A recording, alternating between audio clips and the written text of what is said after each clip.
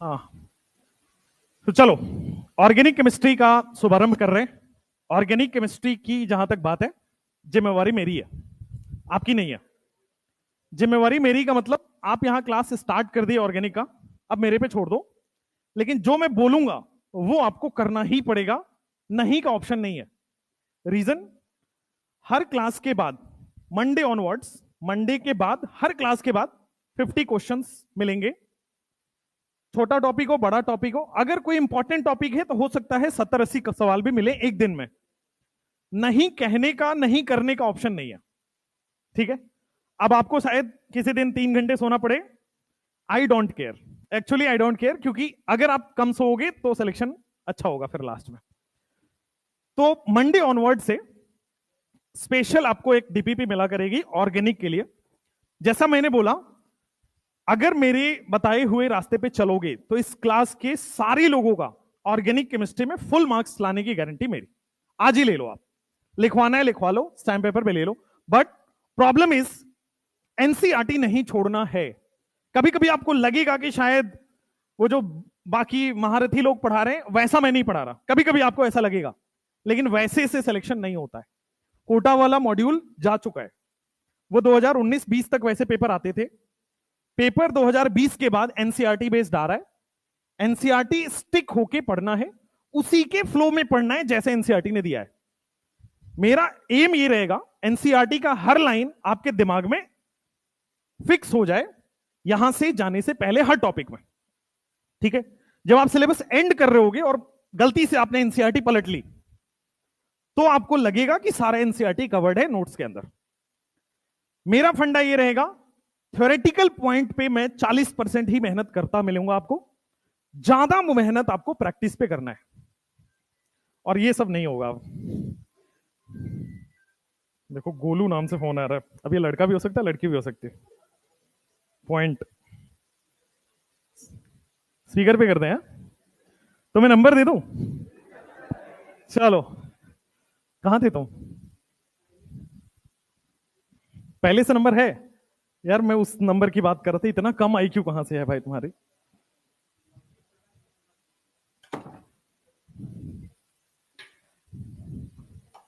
चलो पढ़ाई स्टार्ट करते हैं। पढ़ाई सीरियसनेस से होगी। और ये क्या खोल के गया भाई, इस पे थोड़ी पढ़ाता हूं। ए भगवान,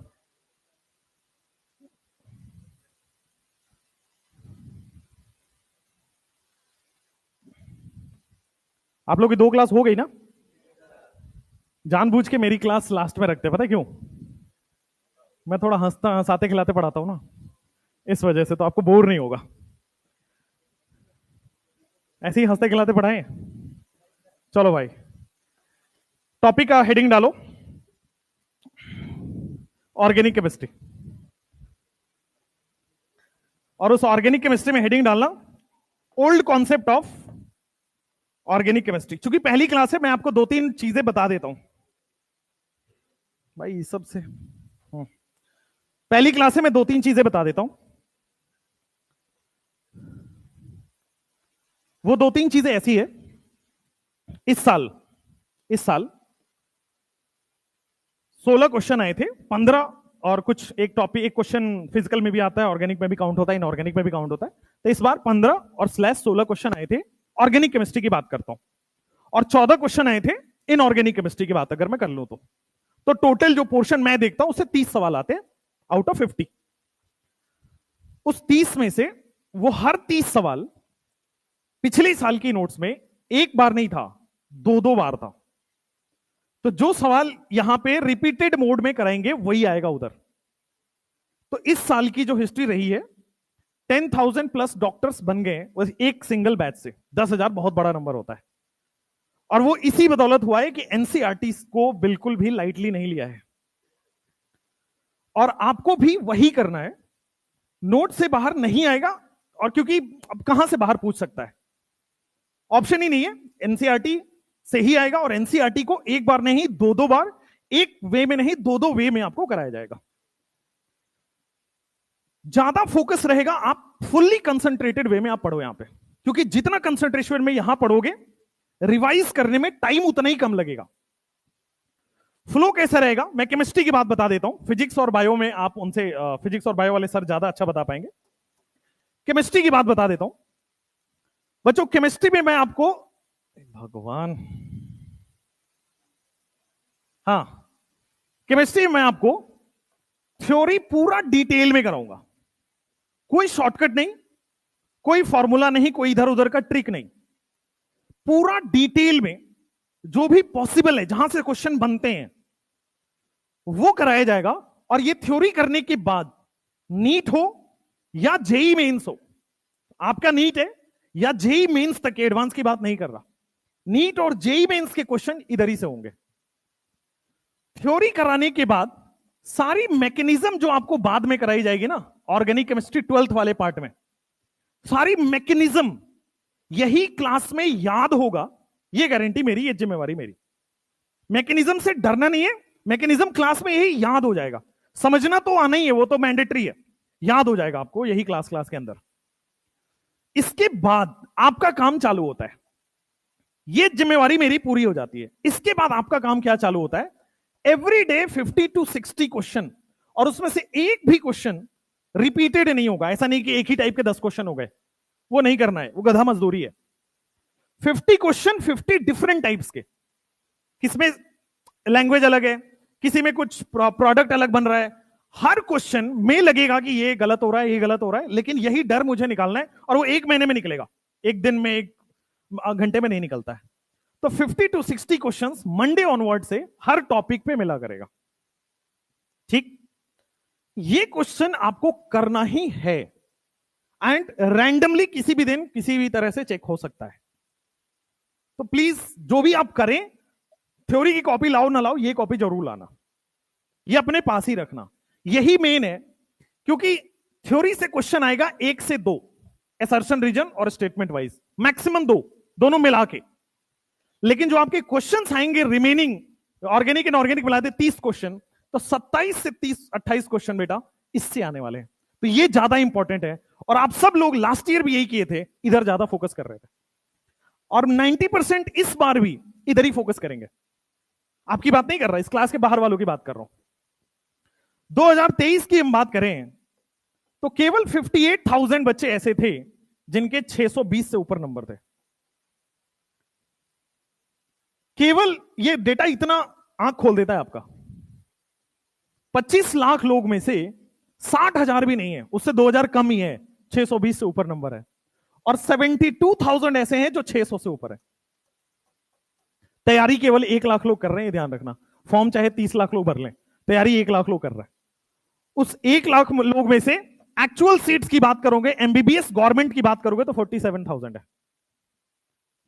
इस साल की पूरा डेटा मिला के आप एक्चुअल एमबीबीएस सीट्स की बात करोगे, बीडीएस की बात, मैं डीम्ड कॉलेज की बात नहीं कर रहा, मैं एमबीबीएस गवर्नमेंट कॉलेज की बात कर रहा हूं। एमबीबीएस गवर्नमेंट जिसमें फीस 4,000 5,000 साल वाली है, उसकी बात कर रहा हूं, वो है 47,000 ही। तो आपका कंपटीशन केवल 50% एलिमिनेशन पे है, मतलब 2 out of 1 तैयारी करने वाले में से हर 2 में से एक बच्चा सेलेक्ट हो रहा है। लेकिन तैयारी करने वाले, सही तैयारी करने वाले कम है। भले पढ़ने के लिए 7-8 लाख बच्चे हर साल कोचिंग करते हैं ऑनलाइन ऑफलाइन मिला के, लेकिन एक्चुअल तैयारी यहां है। और वो सब तैयारी ये वाले जो करते हैं ना, उनका सिलेक्शन होता है। आप कोई भी सब्जेक्ट उठा लो, सब्जेक्ट थ्योरेटिकल है, बट थ्योरेटिकल से क्वेश्चन जो लगा पाएगा, सिलेक्शन उसका हो रहा है, ठीक। तो हर चीज आप थ्योरी में पढ़े और उसको वहीं छोड़ दे, क्योंकि इसका एप्लीकेशन करना आपको आना चाहिए, और डिफरेंट डिफरेंट तरीका में। अभी मैं आपको 1-2 एग्जांपल्स भी दूंगा जब मैं अभी करा रहा हूं सब्जेक्ट, तो क्योंकि हम पढ़ाएंगे मैकेनिज्म, और क्वेश्चन आएगा इसमें सिग्मा बॉन्ड और पाई बॉन्ड कितना है, नोट से ही आएगा, फिर मैं बता रहा हूं। बट आपका सोचने का तरीका बदलना होगा। आपको सोचना, जैसे मान लो आप कंपाउंड देखा, उसका स्ट्रक्चर दिमाग में होना चाहिए, उसमें कितना सिग्मा पाई है दिमाग में होना चाहिए, उसमें कितने लोन पेयर है दिमाग में होना चाहिए। और ऐसा नहीं कि रटना पड़ेगा, अगर स्ट्रक्चर दिमाग में है तो आप सब एग्जाम के समय काउंट कर लोगे। तो जैसा मैं पढ़ा रहा हूं वैसे ही लेते जाना है, but try to think more on it, सोचना पड़ेगा। अब जैसे मैं यहां पे अभी कंपाउंड बताऊंगा, साइनिक एसिड लिख दूंगा, जेई मेंस 2019 का क्वेश्चन उठाओ, वो पूछा है साइनिक एसिड में सिग्मा और पाई बॉन्ड कितने। मैं पढ़ाऊंगा साइनिक एसिड, स्ट्रक्चर भी बनाऊंगा, वो पूछ लेगा, और वो कहीं नहीं है ना, एनसीईआरटी में कहीं नहीं है। हाँ, साइनिक एसिड एक वर्ड एनसीईआरटी में दिया हुआ है। मैं जो पढ़ाऊं उसका स्ट्रक्चर याद होना चाहिए दिमाग में, और ये तभी होगा जब रिपीटेड रिपीटेड रिपीटेड नोट्स पढ़ोगे रोज।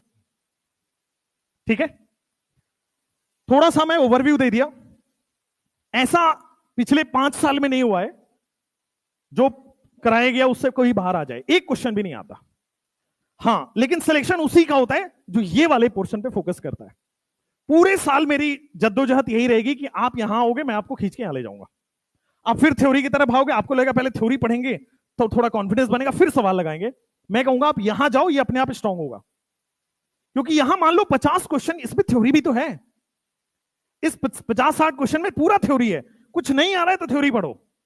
आप अटेम्प्ट उल्टा करते हो। हालांकि वो मैं बातों बातों में आपको करवा ले जाऊंगा, वो जिम्मेवारी छोड़ दीजिए मेरे ऊपर। अगर आप भटके, उसकी जिम्मेवारी नहीं है। अगर आप भटके और देख लिया कि नीट इन 100 डेज कैसे निकालें, तो जिम्मेवारी नहीं है भाई। वो ऐसी बीमारी है ना भाई, उस लाइलाज है वो। ठीक है ना, उसका कोई इलाज नहीं है। NEET in 1 hour, NEET in 7 days, ये सब नहीं देखना है, राइट? क्योंकि आप एक सही अच्छे खासे तैयारी कर रहे होते हो। एक वीडियो आता है और आपकी ट्रैक को इधर चेंज कर देता है। अगर आप यही 4 महीने और करते तो आप सेलेक्ट हो सकते थे, बट आप अब इधर जा चुके हो, अब आपका सिलेक्शन नहीं होगा। क्योंकि आप फिर से जीरो से स्टार्ट करते हो, फिर एक और वीडियो देखोगे, फिर कहीं और निकल जाओगे। गाड़ी एक जगह एक ही ट्रैक पे चलेगी ना तो मंजिल पे पहुंचेगी। सिंपल बता रहा हूं। अपने ऊपर भरोसा रखना, अपने टीचर्स पे भरोसा रखना, और भरोसा करने के लिए बस एक लाइन काफी है। हर साल 10,000 से ज्यादा डॉक्टर बनते हैं, हर साल। और जितने भी लोग बन रहे हैं ना इस 47,000 और 48,000 में, जितने भी लोग बन रहे हैं, हर स्टूडेंट, बस नाम पूछ लो, इतना ही काफी है। हर स्टूडेंट जानता है, पढ़ा है वो टॉपिक, वीडियो देखा है वो, चाहे वो 1 शॉट देखे, चाहे वो वीडियो देखे, चाहे वो कोई कॉन्सेप्ट देखे। ठीक है, क्लियर? टॉपिक स्टार्ट करें? स्टार्ट करते हैं टॉपिक और लिखते हैं अपन आगे जाने पे ऑर्गेनिक केमिस्ट्री। हर चीज, कोई भी डाउट हो सीधा हाथ खड़े करना, शर्माने की जरूरत नहीं है।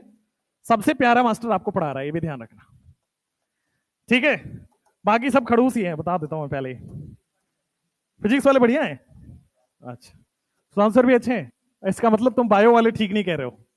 बहुत बढ़िया, बहुत बढ़िया है ना, उन लोगों के लिए बोलने के ये पॉइंट है। चलो स्टार्ट करें। ऐसे थोड़ा लाइट लाइट में पढ़ेंगे, सब कुछ समझ समझ के पढ़ेंगे। खुश होकर पढ़ा करो, याद ज्यादा लगेगा। जब भी आप थोड़ा ऐसे सिकुड़ जाते हो, ऐसे रोंदू हो जाते हो, देखो जब भी हैप्पी मोमेंट्स हमेशा याद रहते हैं। आप जब भी लास्ट टाइम खुश थे, आपको याद होगा कि आप क्यों खुश थे। जब आप हंसते हो, एक स्पेसिफिक हार्मोन रिलीज करता है आपका ब्रेन, उस टाइम पे जब आप जो भी चीजें कर रहे होते हो वो लंबे समय पे याद रहता है। तो ये कोशिश हमेशा रहेगी कि हर 5-7 मिनट में आप हंसते रहें, ताकि आपको चीजें लंबे समय तक याद रहे। ठीक है, चलिए ऑर्गेनिक केमिस्ट्री में सबसे पहले लिखेंगे पुराने जमाने में ऑर्गेनिक केमिस्ट्री स्टार्ट कैसे हुआ था। एकदम जीरो पे जाते हैं। ऑर्गेनिक केमिस्ट्री लोगों के मन में कैसे आया कि ऑर्गेनिक केमिस्ट्री नाम का भी कोई चीज है, साइंटिस्ट कैसे सोचे। तो बहुत पुराने समय की बात है, और इतने पुराने समय की बात है कि साइंटिस्ट का नाम भी अवेलेबल नहीं है कि किसने ये क्लासिफिकेशन किया है। अब ठीक है, और अच्छा धीरे बोल रहे हो, कह रहे हो कम कहां से होता है यार, पढ़ा लेने दो, थोड़ा दूर कर लेता हूं। ठीक है, ठीक है, चलो भाई। हाँ, अगर वो लगे तो थोड़ा उससे माइक से दूर बैठिए। चलो, माइक से मतलब स्पीकर से भाई। चलो, तो बहुत पुराने समय की बात है। इतने पुराने समय की बात है कि साइंटिस्ट का नाम भी लोगों को नहीं पता है। तो सबसे पहले ऑर्गेनिक केमिस्ट्री लोगों के दिमाग में कैसे आया, तो उन्होंने जितने भी उनके सामने कंपाउंड्स प्रेजेंट थे उसको 2 पार्ट में डिवाइड कर दिया। एक को बोल दिया कि ये वाले ये वाले ऑर्गेनिक कंपाउंड है और ये वाले इनऑर्गेनिक कंपाउंड है। मोटे मोटे तौर पे, बहुत पुराने समय की बात है। उन्होंने बस बोला कि कोई भी केमिकल कंपाउंड है, कोई भी केमिकल स्पीशीज है, वो 2 ही पार्ट में हो सकता है, या तो वो ऑर्गेनिक हो सकता है या तो इनऑर्गेनिक हो सकता है। अब लोग पीछे बढ़ गए, हमें कैसे पता चलेगा कि कौन ऑर्गेनिक है, या हमें कैसे पता चलेगा कौन इनऑर्गेनिक है। तो साइंटिस्ट ने बड़ी क्लियर जवाब दिया, ज्यादा मेहनत नहीं की, मतलब ज्यादातर बिहार वाले होंगे, मेहनत नहीं की उन्होंने। अब मेहनत नहीं की तो क्या हुआ कि उन्होंने बस सिंपल बोला कि अगर लिविंग ऑर्गेनिज्म से कोई चीज मिल रहा है तो उसको ऑर्गेनिक बोलेंगे, और अगर नॉन लिविंग से मिल रहा है तो उसको इनऑर्गेनिक बोलेंगे, सिंपल। अब लिविंग पढ़ाने की जरूरत नहीं है, क्योंकि आपके यहां मैंने देखा है कि व्हाट इज लिविंग भी पढ़ाया जाता है बायो में। तो लिविंग का मतलब जिसमें सांस चल रहा है, वैसी मतलब प्लांट्स और एनिमल, सिंपल। उन्होंने ये बोला कि कोई भी केमिकल सब्सटेंस को ऑर्गेनिक तभी बोलेंगे जब वो प्लांट और एनिमल से मिल रहे होंगे, और कोई भी कंपाउंड जो प्लांट और एनिमल से नहीं मिल रहे, जैसे कि सॉल्ट, जैसे कि सॉइल आपके सामने, मिट्टी, क्ले, जैसे कि रॉक, जैसे कि मिनरल्स, ये सब नॉन लिविंग है, ये सब इनऑर्गेनिक बोल दिया गया। तो कुल मिला के अभी तक का जिस्ट ये निकला कि पुराने समय में ऑर्गेनिक कंपाउंड को दो पार्ट में बांटा, एक को बोल दिया ऑर्गेनिक, दूसरे को बोल दिया इनऑर्गेनिक। ऑर्गेनिक मतलब जो लिविंग से मिलेगा, इनऑर्गेनिक का मतलब जो नॉन लिविंग से मिलेगा। लिविंग से मिलना मतलब प्लांट एनिमल से मिलना, नॉन लिविंग का मतलब प्लांट एनिमल छोड़ के बाकी किसी से भी मिलना। अब यही बात को नोट डाउन करेंगे, शक्ल मत देखो, नोट डाउन करो। केमिकल कंपाउंड को दो पार्ट में डिवाइड किया गया। सबसे पुराने समय में केमिकल कंपाउंड या केमिकल स्पेशीज को, जितने भी केमिकल कंपाउंड, अच्छा केमिकल कंपाउंड क्या होते थे पुराने जमाने में, वैसा कंपाउंड जो रिएक्शन कर पाए उसको केमिकल कंपाउंड उन्होंने बोल दिया। तो केमिकल कंपाउंड या केमिकल स्पेशीज को दो पार्ट में डिवाइड किया गया। पहला पार्ट को बोल दिया इन्होंने ऑर्गेनिक कंपाउंड, और इसी को हमें पढ़ना है पूरे ऑर्गेनिक केमिस्ट्री में। और दूसरे पार्ट को बोल दिया उन्होंने इनऑर्गेनिक कंपाउंड। पहले वाले पार्ट को ऑर्गेनिक और दूसरे वाले पार्ट को इनऑर्गेनिक कंपाउंड। ऑर्गेनिक कंपाउंड किसको बोला गया? जो लिविंग ऑर्गेनिज्म से मिलते थे। तो इसके नीचे स्लैश देके लिख देंगे obtained from living organism, obtained from living organism.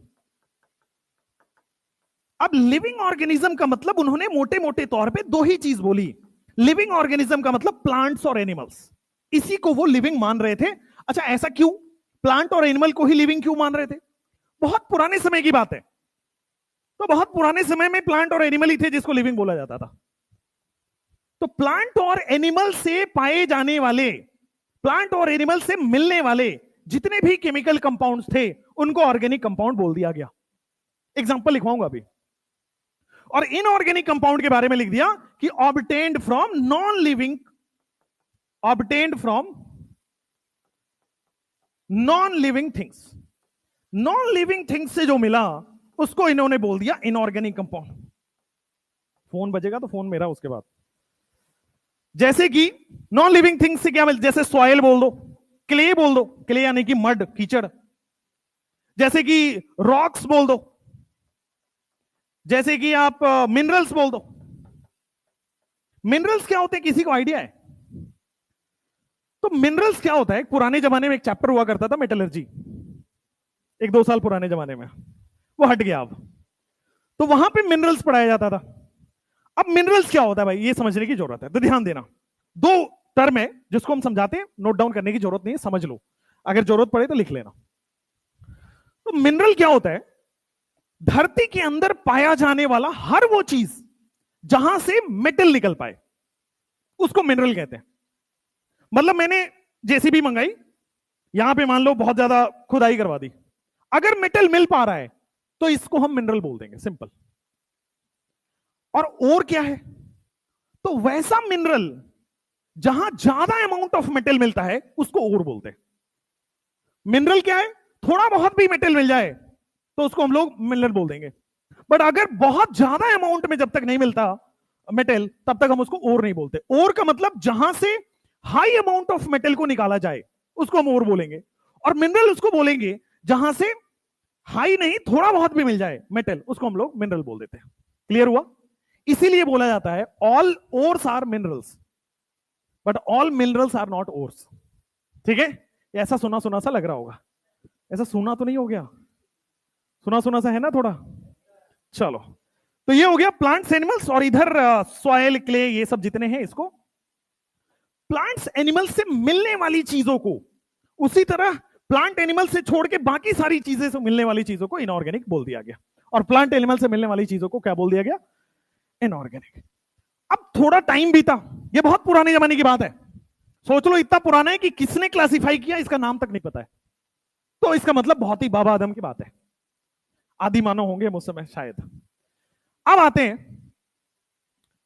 इसके बाद कुछ टाइम बीता, टाइम बीतने के बाद एक साइंटिस्ट आए जिनका नाम था बर्जीलियस। तो बर्जीलियस ने ऑर्गेनिक केमिस्ट्री को लेके, ऑर्गेनिक कंपाउंड को लेके एक थ्योरी दिया, और बड़ी प्यारी थ्योरी दी, और ऐसा थ्योरी दिया कि थ्योरी आते ही फेल हो गया। तो बर्जीलियस, और सुनना कितनी खास बात है इस थ्योरी में, सुनते ही बकवास लगेगा कि ये थ्योरी कहां से हुई, बट अब पुराने साइंटिस्ट हैं तो रेस्पेक्ट में पढ़ना पड़ेगा। अब बर्जीलियस ने क्या बोला, उन्होंने बड़ा सिंपल बोला कि यार प्लांट और एनिमल से मिलने वाली चीज को ऑर्गेनिक बोलते हैं। बर्जीलियस ने बोला कि ऑर्गेनिक कंपाउंड बिना मिस्टीरियस फोर्स के एग्जिस्ट नहीं कर सकता। एक बार और सुनना, बर्जीलियस ने बोला कि ऑर्गेनिक कंपाउंड बिना चमत्कारी फोर्स के एग्जिस्ट नहीं कर सकता। फिर से सुनना, बर्जीलियस ने बोला ऑर्गेनिक कंपाउंड बिना दैवीय शक्ति के एग्जिस्ट नहीं कर सकता। मतलब बिना भगवान की कृपा के ऑर्गेनिक कंपाउंड एग्जिस्ट नहीं कर सकता। इसका स्टेटमेंट है, according to Berzelius all organic compound can only exist because of a vital force. Vital force मतलब कोई बहुत बड़ी शक्ति है इसके पीछे, तब जाके ये एग्जिस्ट कर रहा है। सोचो कितनी बकवास थ्योरी है। केमिस्ट्री में, साइंस में ऐसी थ्योरी आ रही है कि भगवान देंगे तो ऑर्गेनिक कंपाउंड होगा, वरना तो नहीं होगा। चलो, इसीलिए बोला कि बड़ी काम की थ्योरी है लेकिन फेल हो जाएगी। तो बर्जीलियस थ्योरी ने बोला for an organic compound to exist, किसी एक ऑर्गेनिक कंपाउंड को एग्जिस्ट करने के लिए एक मिस्टीरियस फोर्स, एक वाइटल फोर्स, एक बहुत एक्सटर्नल स्ट्रॉन्ग फोर्स की जरूरत पड़ेगी। और उसने, अब दूसरे स्टेटमेंट देता हूं कि बर्जीलियस ने बोला हम आम इंसान लेबोरेटरी में ऑर्गेनिक कंपाउंड नहीं बना पाएंगे। सिंपल लो, सही समझो। उन्हें बोला हम आम इंसान की बात नहीं है, ऑर्गेनिक कंपाउंड लेबोरेटरी में बन ही नहीं सकता। ये बर्जीलियस की थ्योरी है। इस थ्योरी का नाम है vital force theory, VFT short में बोलते हैं इसको। समझ में आ रहा है कितनी अच्छी थ्योरी है ये? अब इसी बात को लिखना है और फिर पढ़ाएंगे आगे फ्रेडरिक होलर की थ्योरी, जो कि इसको फेल किया था। तो अगला लिखेंगे बर्जीलियस थ्योरी। आपको पैटर्न पता लगा हम कैसे पढ़ रहे? पहले चीजों को समझ लो, फिर उसको लिख लो, तो दिमाग में 2 बार जाएगा, लंबे समय तक याद रहेगा। आइए पढ़ते हैं। ऊपर लिखोगे ओल्ड कॉन्सेप्ट में ही बर्जीलियस थ्योरी आया था। Berzelius theory. अब बर्जीलियस थ्योरी में हम कुल मिला के 4 स्टेटमेंट लिखने वाले हैं, और एक भी क्वेश्चन बर्जीलियस थ्योरी के ऊपर अगर बनता है तो इन 4 स्टेटमेंट से बाहर नहीं जाएगा। तो बर्जीलियस ने क्या बोला कि ऑर्गेनिक कंपाउंड बिना वाइटल फोर्स के, बिना मिस्टीरियस फोर्स के एग्जिस्ट नहीं कर सकता है। इसी चीज को लिखेंगे according to Berzelius. According to Berzelius for an organic compound to exist, एक ऑर्गेनिक कंपाउंड को, for an organic compound to exist, एक ऑर्गेनिक कंपाउंड को एग्जिस्ट करने के लिए there must be a vital force. ठीक है, वहां पे एक vital force, there must be a vital force, comma there must be a mysterious force. बिना मिस्टीरियस फोर्स के, बिना वाइटल फोर्स के ऑर्गेनिक कंपाउंड एग्जिस्ट नहीं कर सकता। इनका स्टेटमेंट ये था। ठीक है, इसी को दूसरे वे में क्या लिखा जाता है कि according to organic compound, according to Berzelius theory, according compound can not be prepared in laboratory. भाई इसका मतलब यही है कि बिना वाइटल फोर्स के, बिना मिस्टीरियस फोर्स के एग्जिस्ट नहीं कर सकता। इसका मतलब आम इंसान नहीं बना सकता। तो इसी को दूसरे वे में क्या लिखा कि according to Berzelius organic compound can not be prepared in laboratory. ठीक है, वहां उस गांव तक आवाज जा रही है? ठीक है भाई, गांव में नहीं आ रही है यार? तुम ना हाथ खड़े करो फिर बोलो, अगर हिम्मत है तो। चलो आ जाओ। अकॉर्डिंग टू बर्जीलियस, वैसे मैं आपको धमकाता रहूंगा, डरना मत, तुम टिके रहना, सुधरना नहीं है। According to Berzelius organic compound can not be prepared in laboratory. According to Berzelius organic compound can not be prepared in laboratory. भाई हम आम इंसान लेबोरेटरी में नहीं बना सकते। अब इसका दूसरा लाइन मैं पहले लिखूंगा फिर समझाऊंगा, पहले लाइन लिखने दो। लाइन सुन लो, लाइन ये कहता है बर्जीलियस ने बोला कि ऑर्गेनिक कंपाउंड को इनऑर्गेनिक कंपाउंड से नहीं बनाया जा सकता। अब ये स्टेटमेंट सही है कि गलत है, थोड़ा सोचना इस पे, 10 सेकेंड सोच लो, फिर मैं आपसे जवाब लूंगा। According to Berzelius organic compound can not be prepared from inorganic compound. ये स्टेटमेंट सही है या गलत है? कुछ सही है कुछ गलत है। अब सही कैसे है?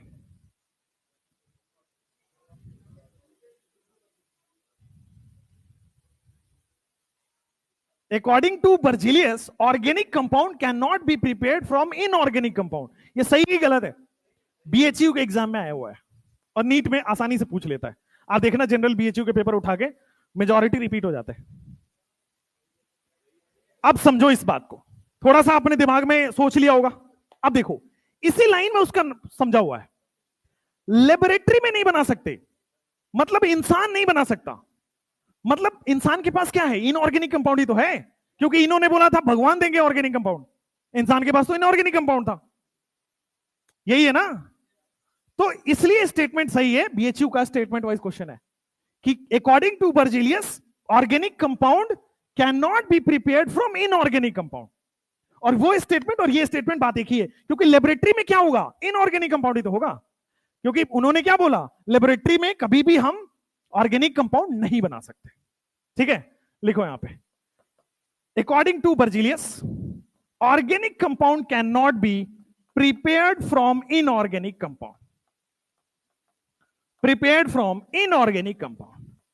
अच्छा, इस पूरे बर्जीलियस थ्योरी का एक लास्ट स्टेटमेंट आता है और वो है कि this theory is known as vital force theory. इस थ्योरी का दूसरा नाम है vital force theory, is known as vital force theory. अभी सुबह वाले बैच में ये मैंने पढ़ा दिया, एक बच्चा आया बाहर कि सर आपने वाइटल फोर्स थ्योरी नहीं पढ़ाया, बर्जीलियस थ्योरी तो पढ़ा दिया आपने। अभी ये स्टेटमेंट मैं आज से लिखवाने लगा हूं, ठीक है, क्योंकि मुझे लगता था कि वाइटल फोर्स आ गया, इसका मतलब ये वाइटल फोर्स थ्योरी समझ जाओगे आप लोग, बट ठीक है लिखो, आपको एबीसीडी पे पढ़ाएंगे, अब टेंशन मत लो। This theory is known as vital force theory. ये तो आप समझ ही गए होंगे कि बर्जीलियस कितने काम के साइंटिस्ट थे, है ना? यहां पे काम के नहीं लग रहे, वैसे केमिस्ट्री में इनका बड़ा योगदान है। अब बर्जीलियस थ्योरी फेल हो गया, होना ही था, फेल हो गया। इन्हीं के स्टूडेंट, इन्हीं का एक स्टूडेंट था फेडरिक होलर। फेडरिक होलर ने एक्सीडेंटली, अचानक से या गलती से, कहते हैं ना गलती से मिस्टेक हो गया, फेडरिक होलर को भी गलती से मिस्टेक हुआ। उसने क्या किया? एक ऑर्गेनिक कंपाउंड को लेबोरेटरी में बना दिया, और ये थ्योरी ऑर्गेनिक कंपाउंड को लेबोरेटरी में बनाया और ये थ्योरी फेल हो गया। हां, तो इन्हीं के स्टूडेंट था और मास्टर साहब को उन्होंने गलत प्रूव किया, जैसे आप लोग करते हो ना, मैं कहता हूं क्वेश्चन लगाओ, फिर आप गलत प्रूव करते हो। ऐसे कैसे लगा देंगे सर, है ना? अब पटना में एक चीज आके मैंने सीखा कि सर थोड़ा एडजस्ट करिए। जैसे मैंने क्या कहा, जहां भी जा रहा हूं मतलब एडजस्ट करिए, ये वर्ड कॉमन है। पटना में मैं फ्लैट लेने गया, तो वहां फ्लैट लेते मैंने कहा यार इसमें एसी नहीं है, इसमें बल्ब नहीं है, इसमें ये नहीं है, वो नहीं, ये लगवाओ। सर एडजस्ट तो करना पड़ेगा, पटना है। हम कहे यार एडजस्ट क्या होना था, रहना है तो अब इसमें लाइट वाइट नहीं, एडजस्ट करना, ऐसा ही है। अब वहां यहाँ पे एक ट्रैफिक पुलिस खड़े थे, उनका बेटा मेरे वीडियो देखता था, वो पहचान गए, तो मैं उनको कंप्लेन करने लगा कि यहाँ पे थोड़ा रोड चौड़ा होना चाहिए या बैरिकेडिंग गलत, एडजस्ट करना पड़ेगा। उन्होंने, सब जगह ये कॉमन है, एडजस्ट करिए थोड़ा। कितना एडजस्ट किया जाए, लाइफ एडजस्ट हो रही है यहाँ पे। खैर, आप भी एडजस्ट करिए।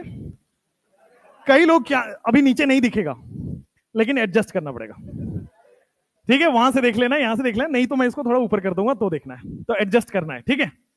अब आगे लिखना है बर्जीलियस थ्योरी के बाद Friedrich Wohler theory. Friedrich Wohler theory नहीं लिखेंगे, फ्रेडरिक होलर सिंथेसिस लिखेंगे।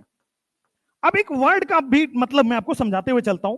फ्रेडरिक होलर सिंथेसिस क्यों बोल रहे हैं? Why Friedrich Wohler synthesis? Friedrich Wohler theory क्यों नहीं बोला? हाँ, क्योंकि इन्होंने एक्सपेरिमेंट करके प्रूव किया था। इन्होंने, ये एक्सपेरिमेंट थोड़ी था यार, ये एक्सपेरिमेंट नहीं था, इन्होंने नॉर्मल एक थ्योरी मुंह उठाया खोल दिया, जो आया थ्योरी हो गया। अगर थ्योरी का कोई प्रूफ नहीं है तो उसको सिंथेसिस नहीं बोलेंगे, बिना प्रूफ के कोई स्टेटमेंट है तो थ्योरी बोल देंगे। कई बार क्या होता है, इतने बड़े लोग होते हैं ना कि वो बस बोल दिए तो लोग प्रूफ नहीं मांगते, तो वो थ्योरी बोल जाता है। बड़े साइंटिस्ट बिना थ्योरी बिना प्रूफ के भी कोई चीज बोल देते हैं तो वो हो जाता है। और अगर प्रूफ है इसका मतलब सिंथेसिस है। अब सुनो, फेडरिक होलर साइंटिस्ट है। साइंटिस्ट का काम क्या होता है? केमिकल को मिलाना जुलाना, यही सब काम होता है, पूरे दिन यही करते रहते हैं। तो फेडरिक होलर ने, इन्हीं के स्टूडेंट थे, इन्हीं के गाइडेंस में काम कर रहे थे, ठीक है। इन्होंने क्या किया, 2 ग्लास में मिलाया इधर उधर कुछ, भटक तो नहीं रहे हो, ग्लास में मिलाने की बात हो रही है, वापस ड्राई स्टेट में आना है। चलिए, फेडरिक होलर 2 कंपाउंड लिया उन्होंने। एक ऐसे ही साइंटिस्ट होते हैं, रैंडमली उन्होंने लाखों कंपाउंड्स लिए और रिएक्शन कराया। उसमें से एक रिएक्शन ये है। ऐसा नहीं कि फेडरिक होलर का यही एक रिएक्शन है, लाखों हजारों रिएक्शंस वो कराते हैं, फेल होते हैं, उसमें से एक पास हो गया। इन्होंने क्या किया, उन्होंने क्या किया, पोटेशियम साइनेट लिया और अमोनियम सल्फेट लिया। आप ये बिल्कुल मत पूछने आ जाना कि फेडरिक होलर ने यही क्यों लिया, इसके जैसे हजारों कंपाउंड्स वो लिए, बट यही रिएक्शन का सक्सेसफुल प्रोडक्ट बना, यही रिएक्शन आगे हो पाया, इसीलिए हम ये वाले रिएक्शन पढ़ते हैं।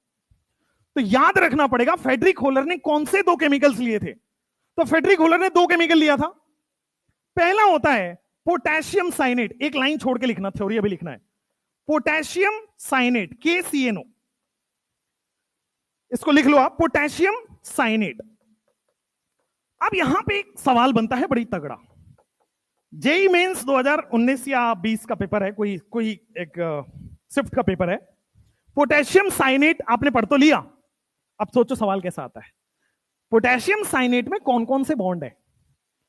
क्या आयनिक बॉन्ड है, क्या कोवलेंट बॉन्ड है, क्या कोऑर्डिनेट बॉन्ड है, या तीनों है, या केवल आयनिक कोवलेंट है, या केवल कोऑर्डिनेट कोवलेंट है? थोड़ा सोच के बताइए, 10 सेकेंड लीजिए, 10 सेकेंड लीजिए। आप मुझे बताओ, पोटेशियम साइनेट में आयनिक बॉन्ड है कि नहीं है? वाले कितने लोग हैं और नहीं वाले कितने लोग हैं? और जो नहीं है वो कुछ, उनका कुछ जवाब नहीं है, ठीक है भाई। KCNO में आयनिक बॉन्ड भी है, कोवलेंट बॉन्ड भी है। जब कोवलेंट बॉन्ड भी है, कोऑर्डिनेट की बात करेंगे, रुक जाओ। जब भी मेटल दिख जाए, आंख बंद करके बोल देना कि आयनिक बॉन्ड तो होगा ही होगा। ग्रुप 1 और ग्रुप 2 के एलिमेंट्स दिख जाएं, आयनिक बॉन्ड तो होना ही होना है। मेटल हमेशा आयनिक बॉन्ड ही बनाएगा, और कोई ऑप्शन नहीं बनाता है वो। या तो आयनिक बॉन्ड बनाएगा या तो मेटालिक बॉन्ड बनाएगा। मेटालिक बॉन्ड आपके सिलेबस में नहीं है, तो आपके ऑप्शन में केवल आयनिक बॉन्ड होगा। तो मेटल दिख जाए तो आयनिक बॉन्ड तो बोलना ही बोलना है। प्लस अब बताते हैं पोटेशियम साइनेट की थोड़ी सी हिस्ट्री सिविक्स देखते हैं इसका। पोटेशियम साइनेट कैसे एग्जिस्ट करता है, यार कहां लिखूं, नहीं उधर भी लिखना है अभी। चलो, फेडरिक होलर सिंथेसिस में यहां बता रहा हूं। पोटेशियम साइनेट KCNO होता है, ठीक है ना। इसको बोला जाता है, लिख लो वापस, पोटेशियम साइनेट। अब ये 9th क्लास में साइनेट आयन पढ़ाया जाता है। आप 9वीं पास हैं, पढ़े लिखे हो तो थोड़ा बहुत, ठीक है। नहीं पढ़े लिखे हो, चलो अब आप पढ़े हो नहीं पढ़े हो, पढ़ाते हैं। कोरोना में था 9th क्लास में, तुम्हारे कोरोना लगा था? इतना झूठ, 2 साल 3 साल पहले कोरोना है।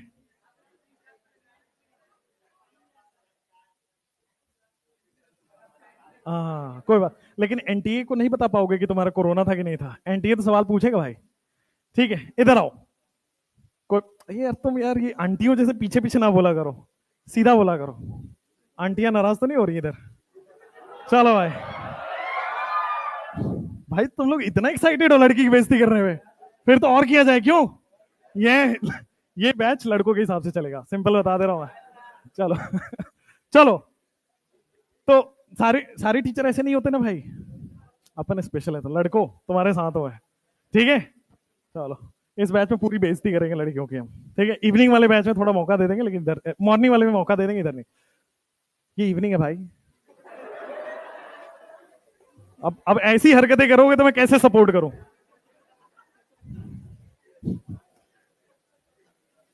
चलो चलो चलो चलो, वापस वापस क्लास में, अंदर वापस, गेट बंद करिए। अटेंडेंस क्लास के बाद नहीं होगा? अच्छा, आपको घर जाना होगा? देखो लग तो नहीं रहा शादी हुई है, लेकिन फिर भी घर जाना है इनको। चलो आ जाओ आ जाओ, इधर आ जाओ। पोटेशियम साइनेट की बात करते हैं।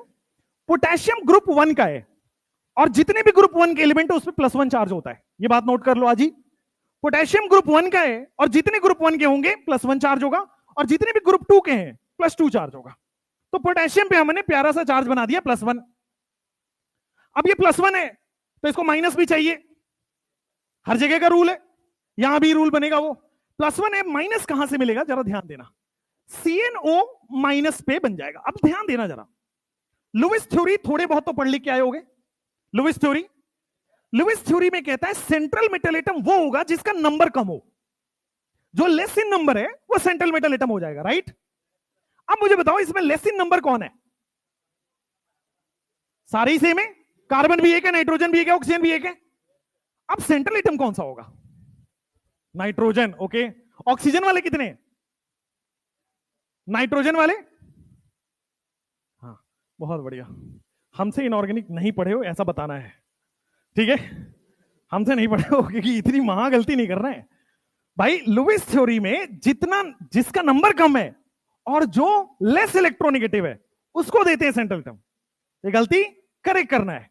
तो आपके पास सबसे लेस इलेक्ट्रोनेगेटिव कौन है? तो क्या कार्बन सेंट्रल मेटल एटम मान लू? नाइट्रोजन और ऑक्सीजन सराउंडिंग एटम हो गए। अब मुझे बताओ नाइट्रोजन कौन से ग्रुप का एलिमेंट है? नाइट्रोजन ग्रुप 15 का एलिमेंट है, 5 वैलेंस इलेक्ट्रॉन होगा, 3 बॉन्ड बना के ऑक्टेट कंप्लीट होगा।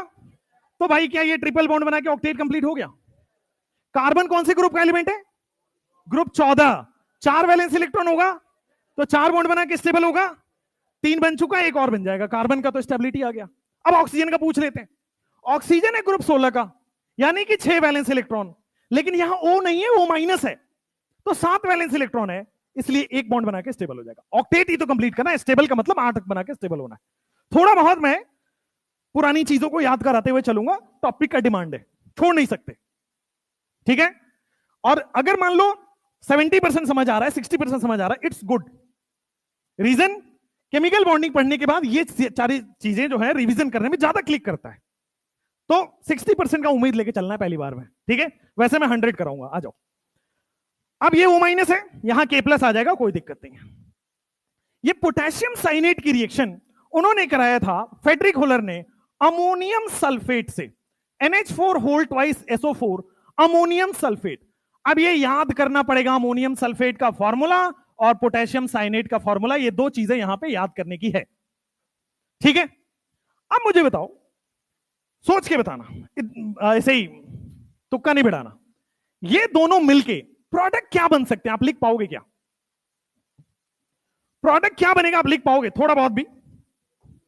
आज के बाद ध्यान रखो इधर जो मैं बोल रहा हूं, आज के बाद रिएक्शन में कभी भी आयनिक बॉन्ड दिख जाए, रिएक्शन में कोई किधर भी, इधर इसमें या इसमें आयनिक बॉन्ड दिख जाए, तो हमेशा प्लस और माइनस मिला के प्रोडक्ट बनाते हैं। फिर से सुनना, आज के बाद आयनिक बॉन्ड किसी रिएक्शन में दिख जाए तो बिना रटे प्रोडक्ट आएगा, पहले का प्लस दूसरे के माइनस के साथ, दूसरे का प्लस पहले के माइनस के साथ, करके बताता हूं। आयनिक बॉन्ड दिख गया आपको? अब इसका प्लस और माइनस अलग अलग कर दें, इसका भी प्लस और माइनस अलग अलग कर दो, तो इसका प्लस करोगे तो 2 अमोनियम प्लस है और SO4 -2 है। ये बात क्लियर है नहीं क्लियर है? पहले का प्लस दूसरे के माइनस के साथ जाएगा क्या? इसी तरह से प्रोडक्ट बनता है। जब भी आयनिक बॉन्ड हो उस रिएक्शन का प्रोडक्ट प्लस और माइनस को मिला के लिखा जाता है। नो रट्टाफिकेशन कॉन्सेप्ट। क्यों आयनिक बॉन्ड में प्लस और माइनस मिलाते हैं? क्योंकि आयनिक बॉन्ड बनता ही प्लस और माइनस है, तो खुद ही प्लस माइनस है, तो प्रोडक्ट भी तो प्लस माइनस ही बनाएगा। तो चूंकि प्लस माइनस है तो पहले का प्लस दूसरे का माइनस, K2SO4 बन रहा है। अब देखो, अब ये वाला प्लस इस वाले माइनस के साथ मिलेगा, ये वाला प्लस इस वाले माइनस के साथ मिलेगा, तो आप देख पा रहे होंगे कि NH4CNO बन रहा होगा। भाई इसका प्लस इसके माइनस के साथ मिल गया, इसमें दिक्कत नहीं है ना। पोटेशियम का +1 चार्ज है, SO4 का -2 चार्ज है, क्रिस क्रॉस होता है K2SO4, इसका चार्ज इसके पास, इसका चार्ज इसके पास, ऐसे ही पढ़ाते हैं ना, इसकी टोपी इसके सर, इसकी टोपी इसके सर, यही करते क्रिस क्रॉस। अब इसमें मिलाओ, NH4 +1 चार्ज है, और क्या है दूसरा, CNO माइनस है, तो +1 -1 कोई फर्क नहीं पड़ेगा, क्रिस क्रॉस कर दो आप, तो आपके पास NH4CNO बन गया। हो गया? प्रोडक्ट लिखना आया? फेड्रिक होलर सिंथेसिस आज के बाद रटना नहीं है। फेड्रिक होलर में दो चीजें रटनी है। कौन कौन से कंपाउंड को लिया था उन्होंने, और ये दोनों कंपाउंड मिला के ये बनना चाहिए था, बट मैंने आपको एक वर्ड यूज किया था, एक्सीडेंटली। इन्होंने बनाना कुछ और चाह रहे थे, एक्सीडेंटली कुछ और बन गया। भाई इनको अपने गुरु पे पूरा भरोसा था, ये भी मान चुके थे कि ऑर्गेनिक कंपाउंड लेबोरेटरी में नहीं बनेगा। एक सेकेंड, लेबोरेटरी में नहीं बनेगा, आ रहा हूं, बट ये एक्सपेक्टेड प्रोडक्ट था, ये बनाना ये चाह रहे थे। बट क्या हुआ, गलती से इन्होंने रिएक्शन को ज्यादा लंबे समय तक छोड़ दिया। प्रोडक्ट बनने के बाद हटाया नहीं, रिएक्शन को थोड़ा लंबे समय तक छोड़ दिया। तो क्या हुआ, इन्होंने जब लंबे समय तक रिएक्शन को छोड़ा तो जो बना वो इंटरेस्टिंग था, जो बना वो इनकी गुरु की लंका लगा गया। वो क्या बना, ध्यान देना, थोड़ा देर लॉन्गर टाइम तक हाई टेम्परेचर करने पर, डेल्टा का मतलब हाई टेम्परेचर, थोड़ा देर लॉन्गर टाइम तक हाई टेम्परेचर करने पर यूरिया बन के तैयार हो गया। NH2CO NH2 बन गया। आई होप दिख रहा होगा, NH2CO NH2 यूरिया, और ये एक ऑर्गेनिक कंपाउंड है। तो पहली बार लेबोरेटरी में फेड्रिक होलर ने ऑर्गेनिक कंपाउंड बना के तैयार कर दिया। एक्सपेक्टेड ये था, बनाना ये चाह रहे थे, बन ये गया। और बर्जीलियस की ऐसी तैसी होगी, बर्जीलियस थ्योरी फेल हो गया बुरी तरह से, वाइटल फोर्स थ्योरी फेल हो गया। ठीक हो गया? तो ये है फेड्रिक होलर का पूरा। ये रात में भी कोई सपनों की रानी आए तुम्हारे लिए था और उठा के पूछे तो ये याद होना चाहिए कि प्लस और माइनस मिला के प्रोडक्ट बना रहे थे। ठीक है, पहले का प्लस दूसरे के माइनस के साथ, दूसरे का प्लस पहले के माइनस के साथ, कुछ कुछ होता है, प्रोडक्ट बनता है। एक्सपेक्टेड ये था, बना ये। तो अगर आपसे कोई पूछ ले पहली बार लेबोरेटरी में कौन सा कंपाउंड बना था, ऑर्गेनिक कंपाउंड, यूरिया, किसने बनाया था, फेड्रिक होलर। बड़ा सिंपल है। पूछेगा ये नहीं, ये थोड़ी पूछ लेगा, पूछेगा ये अमोनियम साइनेट में कितने सिग्मा बॉन्ड और पाई बॉन्ड है। पूछते हैं पोटेशियम साइनेट में, अमोनियम साइनेट में, यूरिया में कितने सिग्मा बॉन्ड पाई बॉन्ड है। तो अभी धीरे धीरे पढ़ा रहे हैं ना, 10 मिनट में वो भी आ जाएगा। तो इसलिए जो आएगा वो मैं पढ़ा दूंगा, तो टेंशन मत लो, लिख लो जल्दी से। हाँ, आपका डाउट था कहां?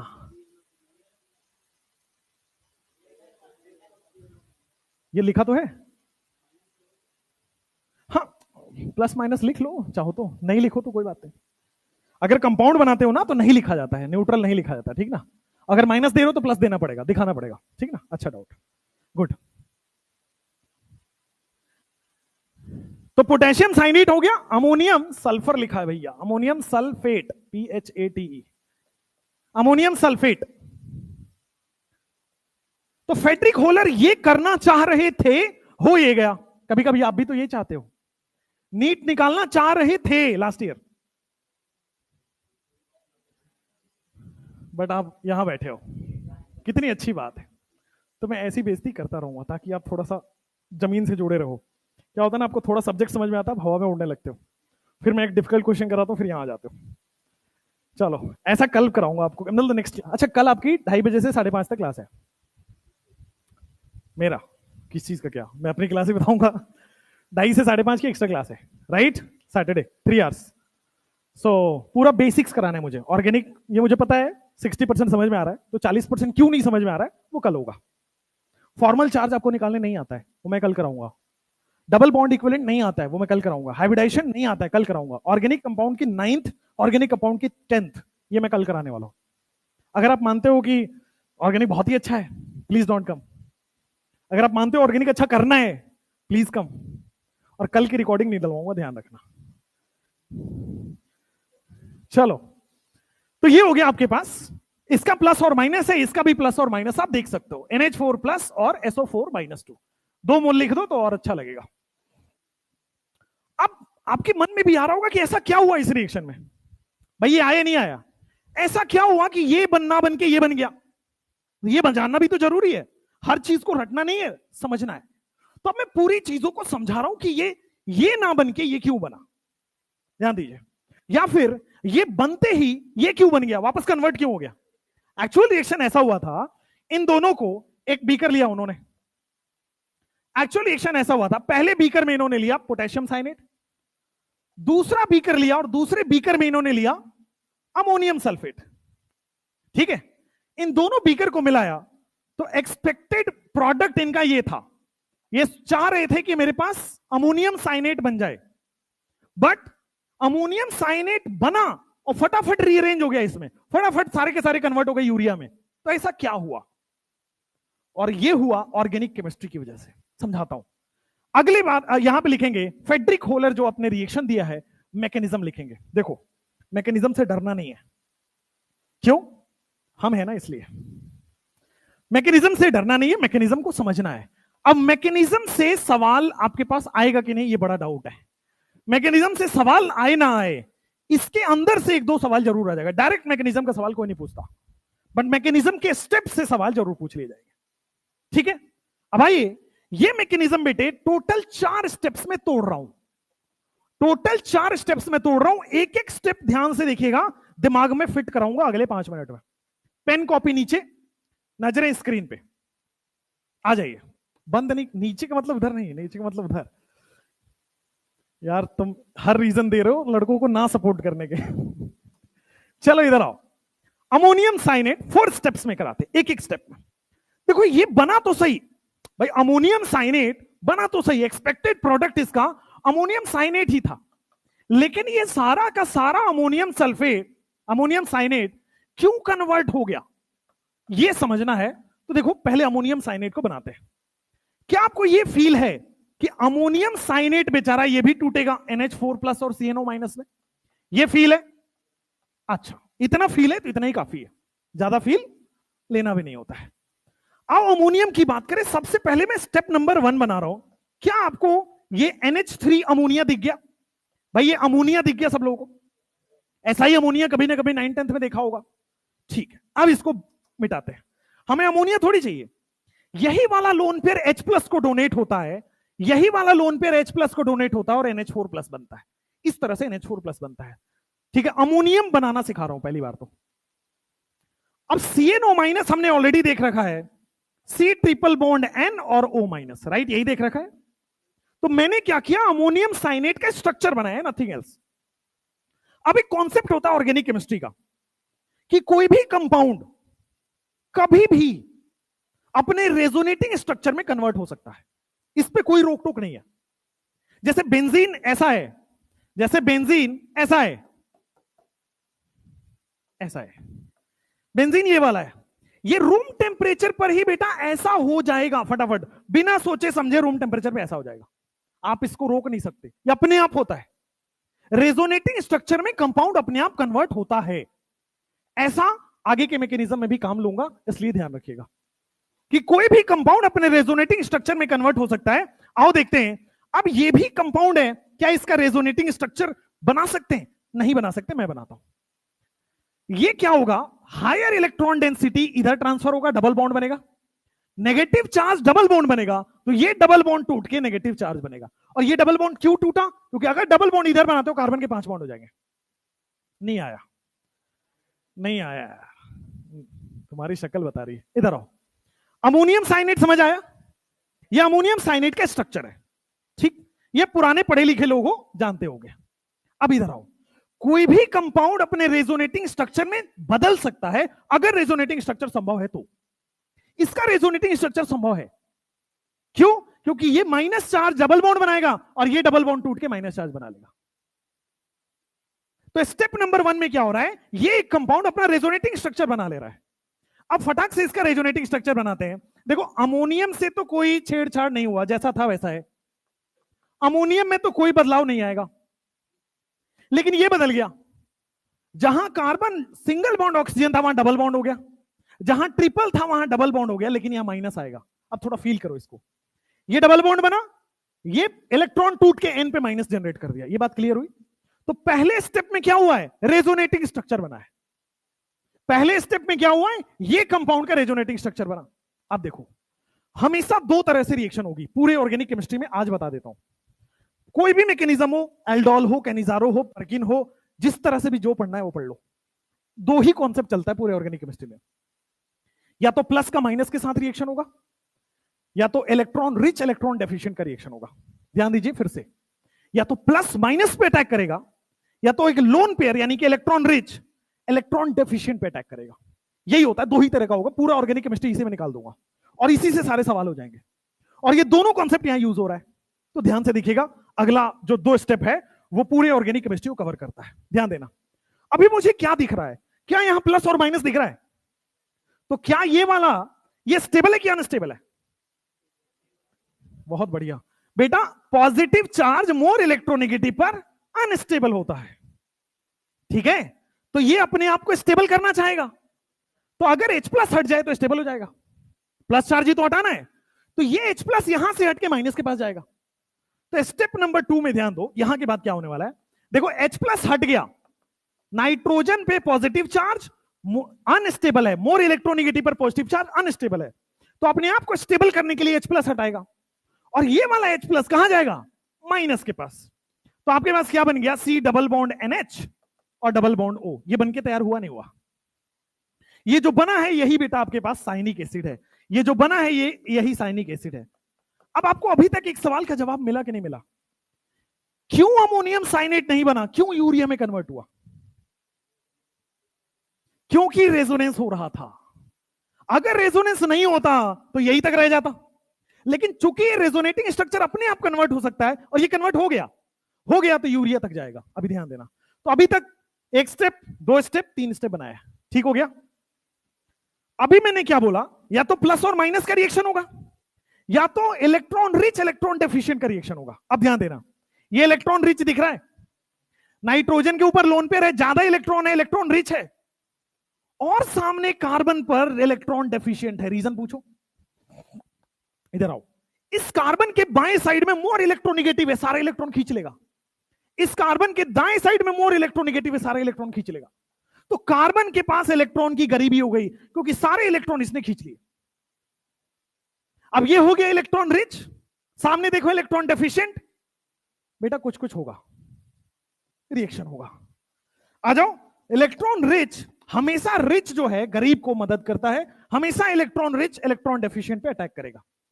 ध्यान दीजिएगा, पूरे मैकेनिज्म में कभी भी ऑर्गेनिक केमिस्ट्री में या तो प्लस और माइनस का अटैक हो रहा होगा, या तो लोन पेयर का प्लस चार्ज पे अटैक कर रहा होगा। हुआ क्लियर? अब वो अटैक बड़ा इंपॉर्टेंट है, ध्यान दीजिए। कार्बन डबल बॉन्ड NH है, ये बात क्लियर है। कार्बन डबल बॉन्ड O है, ये बात क्लियर है। बस इसने क्या किया? लोन पे डोनेट करके कोऑर्डिनेट बॉन्ड बनाया है। राइट, लोन पे डोनेट करके कोऑर्डिनेट बॉन्ड बनाया है। अब देखो ध्यान से, ये महापाप है, कार्बन के 5 बॉन्ड। ऐसे जब आप काम करोगे तो नरक में जगह नहीं आपके लिए, समझ रहे हो? कार्बन के 5 बॉन्ड, इस गुनाह का गरुड़ पुराण में भी कहीं कोई अलग से आपके लिए नहीं लिखा हुआ है। खैर, कार्बन के 5 बॉन्ड नहीं बना सकते बेटा आप, तो कोई ना कोई बॉन्ड तोड़ना पड़ेगा। ठीक है, अब हो सकता है कि ये वाला बॉन्ड टूटे, या ये भी तो पॉसिबिलिटी है कि ये वाला बॉन्ड टूटे। बड़ी इंपॉर्टेंट है, हो सकता है ये वाला बॉन्ड टूटे, या हो सकता है ये वाला बॉन्ड टूटे। कोई एक बॉन्ड टूटेगा, कार्बन के 5 बॉन्ड नहीं हो सकते। कोई भी टूट सकता है, फिर मैं बता रहा हूं बेटा, कोई भी टूट सकता है, इसलिए 2 एरो बनाएंगे। अगर मान लो नाइट्रोजन वाला टूटता है तो ध्यान देना, अगर मान लो मैं नाइट्रोजन वाला तोड़ रहा हूं, तो कार्बन डबल बॉन्ड O है, नाइट्रोजन जो है ये इस तरह से, नाइट्रोजन अपना बॉन्ड तोड़ लिया। क्लियर हुआ बात? भाई अमोनिया ने कोऑर्डिनेट बॉन्ड बना लिया है, ये बात क्लियर हुई कि नहीं? कार्बन 5 बॉन्ड बना नहीं सकता, ये हाईली अनस्टेबल है, इसलिए कोई ना कोई कार्बन का बॉन्ड तोड़ना पड़ेगा। कौन सा बॉन्ड टूटेगा? दोनों ही टूट सकता है। अगर कार्बन ऑक्सीजन वाला बॉन्ड नहीं टूटे, कार्बन नाइट्रोजन वाला टूटे, तो यूरिया बनेगा। यूरिया कैसे बन रहा है ध्यान देना। कोऑर्डिनेट बॉन्ड को क्या आप कोवेलेंट बॉन्ड में चेंज कर सकते हो? अलाउड है, हर कोऑर्डिनेट बॉन्ड को कोवेलेंट बॉन्ड में चेंज कर सकते हो। अब कैसे करोगे? देखो कार्बन डबल बॉन्ड O है, यहां पे NH माइनस है, डोनर पे प्लस और एक्सेप्टर पे माइनस। ये बात क्लियर है कि नहीं क्लियर है? जब भी कोऑर्डिनेट को कोवेलेंट में चेंज करोगे, डोनर पे प्लस एक्सेप्टर पे माइनस। अब ध्यान देना, इस कार्बन पे डेल्टा प्लस था पहले से, इस कार्बन पे डेल्टा प्लस था पहले से। अब डोनर पे प्लस दिया, एक्सेप्टर पे माइनस दोगे, पहले से प्लस था, न्यूट्रल हो गया। एक बार और समझाऊंगा, पहले 20-30% समझने की कोशिश करो। क्या हुआ, कार्बन पे पहले से डेल्टा प्लस था, जब कोऑर्डिनेट को कोवलेंट में चेंज करोगे, डोनर पे प्लस एक्सेप्टर पे माइनस आएगा, पहले से प्लस था माइनस आया न्यूट्रल हो गया। अब होता क्या है, ध्यान दो, ये स्टेबल है कि unstable? Positive charge more electronegative पर अनस्टेबल है, तो ये अपना H प्लस हटाएगा, ये H प्लस हटा के इसको दे देता है, इसको कहते हैं H प्लस ट्रांसफर। ये H प्लस हटा के उधर दे देता है, H प्लस ट्रांसफर हो गया। अब ध्यान देना कैसे हुआ, C डबल बॉन्ड O तो है ही ना, ध्यान दो, C डबल बॉन्ड O तो एज इट इज है, H प्लस हट गया तो क्या बचा होगा, तो लेफ्ट साइड में मैं NH2 बना देता हूं, इधर H प्लस जुड़ गया होगा तो क्या बना होगा, यही यूरिया है बेटा। क्यों अमोनियम साइनेट नहीं बना, क्यों यूरिया बना, बिकॉज ऑफ रेजोनेंस। एक छोटा सा रेजोनेंस, प्यारा सा रेजोनेंस, बर्जीलियस की ऐसी तैसी करवा दिया, बर्जीलियस थ्योरी फेल हो गया बहुत बुरी तरह। और मैं इसको दोबारा पढ़ाऊंगा, लिख लीजिए पहले, और ये वाला एरो अभी समझाऊंगा, पहले दोबारा पढ़ाऊंगा, टेंशन मत लो, 4 स्टेप पूरा याद होगा, अभी बोला ना मैंने आपको, पहले एक बार मैं समझाऊंगा, फिर एक बार आप लिखोगे, फिर मैं दोबारा समझाऊंगा, फिर याद हो जाएगा। भाई आज कुछ मैं ज्यादा ही स्मार्ट लग रहा हूं क्या? मैंने अभी अभी देखा अपने आप कैमरे, पटना में नहीं निकलूं क्यों, क्या करूं, पटना का हवा लग गया है। एक तो ना एक अनाउंसमेंट करता हूं, तुम्हारी शक्ल अच्छी नहीं है तो तुम शक्ल और बनाओ मत, खुश रहा करो थोड़ा। एक तो अच्छी नहीं है, ऊपर से ऐसे करके बैठते हैं सब, अच्छी हो तो थोड़ा चलता है। लिखो भाई, लिख लिया, लिखो लिखो लिखो, नोट्स वोट्स नहीं बनाओगे बेटा जेल है उसके पास।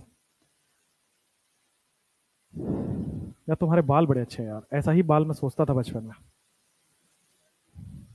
बट भाई साहब अब तो रुके नहीं रुक रहा है।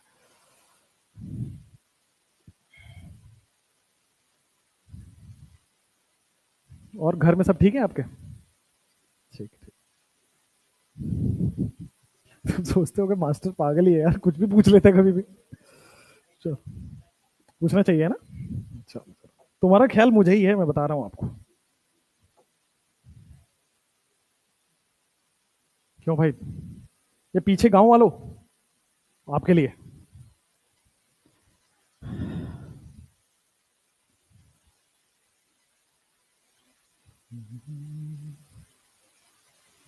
एक गाना अरिजीत सिंह का बड़ा अच्छा है यार, मुझे विदा करो, सुना है आपने?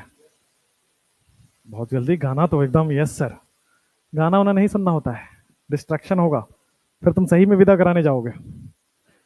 है हम कराएं हमारी भी कोशिश जारी है भाई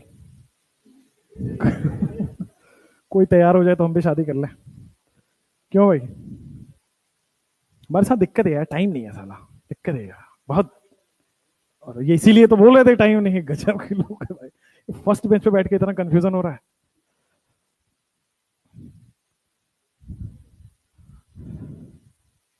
शादी भी करके कौन सा अच्छा हो जाना है कुछ, क्यों और टेंशन ही आएगा, क्यों? मानते हो ना इस बात को? सोचो लड़कियों यार, क्या ही है तुम्हारा इज्जत, सब बोल रहे हैं यस सर, अंदर अंदर, लेकिन इनके मैं बता दूं लड़कियों, अंदर अंदर निकल मोती वाला लड्डू फूट रहा है इनके अंदर, शादी की बात हो रही है, एक दिन हमारा भी होगा, वाह बेटा गरीबों, तुमसे शादी कोई नहीं करेगा कि डॉक्टर नहीं बनते हो, कर लो।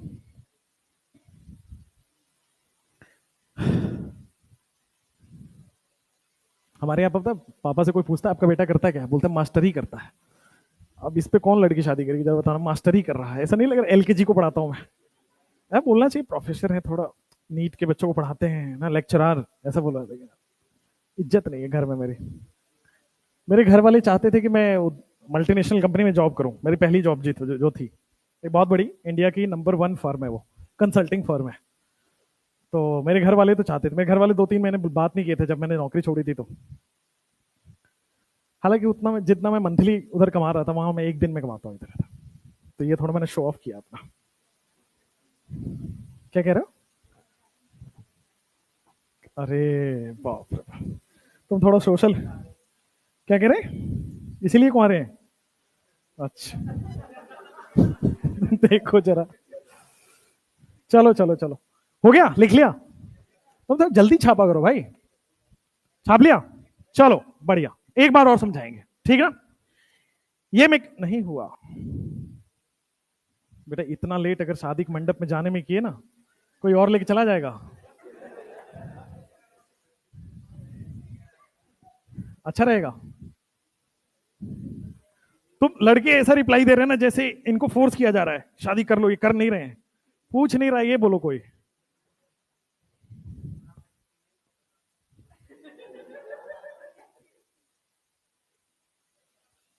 बहुत बढ़िया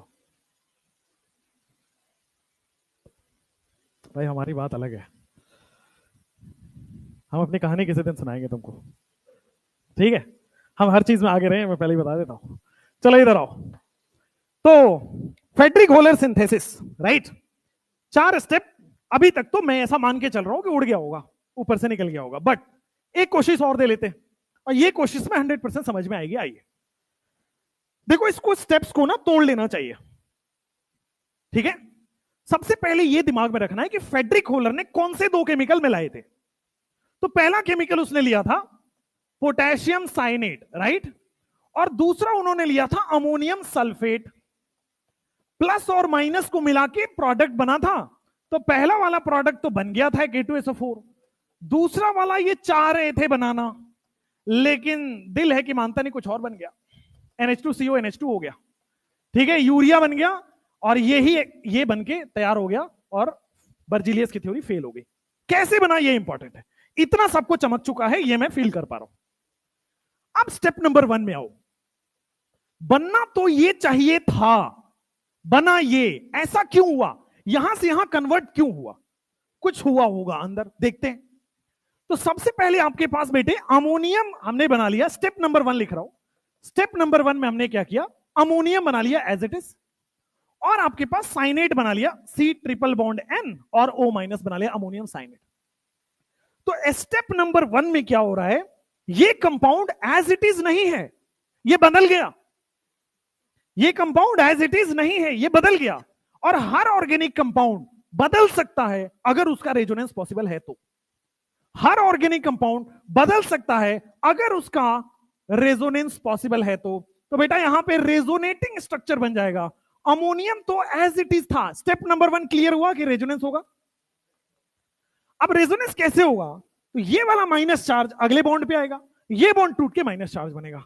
तो रेजोनेंस आपके पास बन गया C डबल बॉन्ड O, और यहां पे बन गया डबल बॉन्ड NH माइनस। ये बात क्लियर है? लास्ट वाली क्लास में एक डाउट आया था, अभी बता देता हूं। ये माइनस चार्ज H पे नहीं है बेटा, N पे होता है। मोर इलेक्ट्रोनेगेटिव पर माइनस चार्ज होता है, ठीक है? चलो स्टेप नंबर 1 में क्लियर है कि रेजोनेटिंग स्ट्रक्चर बनेगा। अब रेजोनेटिंग स्ट्रक्चर के बाद प्लस और माइनस मिलेगा। जैसे ही आपने प्लस और माइनस देखा, आपको खुशी होनी चाहिए अंदर से, क्योंकि ऑर्गेनिक केमिस्ट्री में या तो प्लस माइनस मिलेगा या तो लोन पेयर इलेक्ट्रॉन डेफिशिएंट पे डोनेट करेगा। आ जाओ, तो स्टेप नंबर 2 पे आते हैं। ये क्या होगा, प्लस और माइनस मिलेगा, यानी कि अमोनिया बन चुका है, ठीक ना? और आपके सामने ये देखो C double bond O double bond NH, ये H नहीं आएगा, यहां पे N माइनस आएगा, ठीक है? यहां पे बन गया NH, ठीक है? ये बात क्लियर है? हमने कुछ गड़बड़ किया? O बनेगा C double bond N minus, H plus यहां पे जा चुका है, बिल्कुल ठीक है। ये बन गया आपके पास साइनिक एसिड। स्टेप नंबर 1 क्लियर होगा, ये रेजोनेटिंग स्ट्रक्चर बनेगा। स्टेप नंबर 2 में प्लस और माइनस मिला है, नथिंग एल्स, ठीक हो गया? स्टेप नंबर 2 तक नो डाउट। अब या तो प्लस माइनस मिलेगा, या तो लोन पेयर कार्बन प्लस पे अटैक करेगा। तो अब देखो यहां पे लोन पेयर है और कार्बन पे हेवी प्लस है, थोड़ा बहुत नहीं, कार्बन पे बहुत ज्यादा प्लस चार्ज है। रीजन बताओ? मोर इलेक्ट्रोनेगेटिव इधर खींच रहा है, ये नाइट्रोजन अपना इधर खींच रहा है, तो कार्बन पे सारा इलेक्ट्रॉन की कमी होगी। अब देखो लोन पेयर है, ये है, तो स्टेप नंबर 3 में क्या होगा, ये डोनेट हो जाएगा। स्टेप नंबर 3 में क्या होगा, कार्बन डबल बॉन्ड O है, NH माइनस, देखो डबल बॉन्ड टूट चुका है, कोऑर्डिनेट बॉन्ड बन चुका है, सीधा लिखा मैंने। स्टेप 3 क्लियर है? Step 1 resonating structure, step 2 plus और माइनस मिलेगा, स्टेप 3 में लोन पेयर कार्बन पे डोनेट करेगा। जब लोन पेयर कार्बन पे डोनेट करेगा, ध्यान देना, कार्बन डबल बॉन्ड NH वाला टूटेगा। फेड्रिक होलर में कार्बन डबल बॉन्ड NH टूटता है, अभी मैं पीछे जाके बताऊंगा कार्बन डबल बॉन्ड O भी टूटता है कब कब। तो पहली बार में ये बात क्लियर है थर्ड स्टेप तक। आगे बढ़ सकता हूं। रेजोनेटिंग स्ट्रक्चर प्लस माइनस मिला, लोन पेयर जाके डोनेट कर दिया। अब ध्यान दो, जब भी कोऑर्डिनेट बॉन्ड बनता है इसको आप कोवलेंट बॉन्ड में चेंज कर सकते हो। कैसे चेंज करोगे, ध्यान देना। यहां पे डेल्टा प्लस अभी भी है, ये हो गया NH माइनस, ठीक है। यहां पे डेल्टा प्लस पहले से है, डोनर पे प्लस और एक्सेप्टर पे माइनस आ जाएगा। डोनर पे प्लस, एक्सेप्टर पे माइनस। कोऑर्डिनेट बॉन्ड को कोवलेंट बॉन्ड में चेंज किया, डोनर पे प्लस एक्सेप्टर पे माइनस, होगा क्या, प्लस और माइनस मिलकर न्यूट्रल हो गया, उसको हटा दिया। अब क्या दिख रहा है, फिर से प्लस और माइनस दिख रहा है। क्या फिर से H प्लस ट्रांसफर होगा? H प्लस ट्रांसफर बोलो या इसको बोला बेटा रीअरेंजमेंट, बात एक ही है भाई। रीअरेंज ही तो हुआ, H प्लस एक जगह से दूसरी जगह गया है, तो यहां से H प्लस यहां चला जाएगा और आपके सामने C डबल बॉन्ड O, इधर NH2 और इधर NH2 आ जाएगा, यूरिया। 4 स्टेप दिमाग में रटा। रेजोनेटिंग स्ट्रक्चर पहली बार, प्लस माइनस, लोन पे डोनेट कर रहा है, and H plus transfer 4 step में। पूरा फेडरिक होलर का यही पूरा कहानी है। एग्जामिनर पता है क्या पूछेगा, साइनिक एसिड पे कितने सिग्मा बॉन्ड और कितने पाई बॉन्ड है, ये फॉर्मूला याद होना चाहिए। जेईई मेंस में है, रिपीट होगा, ठीक। अब जब भी मैं बोलूं प्रीवियस ईयर में है, तो या तो वो जेईई मेंस में होगा, या तो बीएचयू का होगा, या तो आपके नीट का होगा, ठीक है। बस दैट्स इट। साइनिक एसिड का एक बार पूछ चुका है ऑलरेडी, वो एक्सपेक्टेड प्रोडक्ट वो पूछ चुका है, और एक बर्जिलियस की जो स्टेटमेंट थी वो पूछ चुका है ऑलरेडी, ठीक है। तो इस तरह के टॉपिक से आ जाएंगे। चलो जल्दी से लिख लो, हो गया होगा, लिख तो लिया ही है। अब एक स्टेटमेंट बच गया यहां पे कि सर आपने बोला, ध्यान से इधर सब लोग, आपने बोला डबल बॉन्ड ओ नहीं टूटना है, आपको कैसे पता चला? आपका यह सवाल होगा कि डबल बॉन्ड ओ आपने नहीं तोड़ा, आपने डबल बॉन्ड NH तोड़ा, ऐसा क्यों हुआ? तो देखो, मुझे पता था कि प्रोडक्ट में डबल बॉन्ड ओ है, क्योंकि मैं पहले से पढ़ा हूं, मुझे पता है कि कार्बन डबल बॉन्ड ओ है, तो मैं पहले से बचा के रखा था, मैंने नहीं तोड़ा था। बट फेडरिक होलर में दोनों बॉन्ड टूट सकता है। अगर मैं ये वाला बॉन्ड तोड़ता हूं, कार्बन ऑक्सीजन वाला बॉन्ड, तो क्या ये ऐसे बनेगा? इधर डबल बॉन्ड NH ही होने वाला है, इधर कोऑर्डिनेट बॉन्ड ही बनने वाला है। ये बात क्लियर हुआ है नहीं हुआ? हुआ क्लियर? कोऑर्डिनेट बॉन्ड हो गया और ऑक्सीजन वाला बॉन्ड टूट गया। इस बार ये वाला बॉन्ड हमने तोड़ दिया। अब आ जाओ, जब इसको कोऑर्डिनेट बॉन्ड को कोवलेंट बॉन्ड में चेंज करोगे तो क्या यहां पे NH3 प्लस आएगा? क्या यहां पे डबल बॉन्ड NH आ रहा है? बात ठीक है? और यहां पे O माइनस है, राइट। अब H प्लस ट्रांसफर करो तो फिर से एक ऑर्गेनिक कंपाउंड यानी कि अल्कोहल बन रहा है। तो फेडरिक होलर में जब H प्लस ट्रांसफर करोगे तो C डबल बॉन्ड NH है, आपके पास यहां NH2 है और यहां पे अल्कोहल बन चुका है। बोलो क्लियर है क्या? तो चाहे फेडरिक होलर में ये वाला बॉन्ड तोड़ो तो भी ऑर्गेनिक ही बन रहा है, अल्कोहल। चाहे फेडरिक होलर में ये वाला बॉन्ड तोड़ो तो यूरिया बन रहा है। आपके एनसीईआरटी में चाहे कोई भी फॉरेन ऑथर की किताबों में यूरिया वाला कॉन्सेप्ट दिया है, ठीक है। उस समय उनको ये वाला कंपाउंड नहीं मिला था, बट फर्दर रिसर्च में प्रूवन है कि ये भी बनता है। बट आपको यहां नहीं दिमाग लगाना है, आपके नोट्स में केवल ये होना चाहिए, ठीक हो गया। यूरिया वाला स्टेप आपको ध्यान रखना है। आपको ये याद रखना पड़ेगा कि C डबल बॉन्ड O नहीं तोड़ना है, क्योंकि C double bond O product में चाहिए मुझे। हो गया? अरे बोलो, क्लियर अच्छे से? चलो भाई, तो अभी तक हमने क्या पढ़ा, एक बार दिमाग में देख लो। ये पढ़ा organic inorganic, living non living.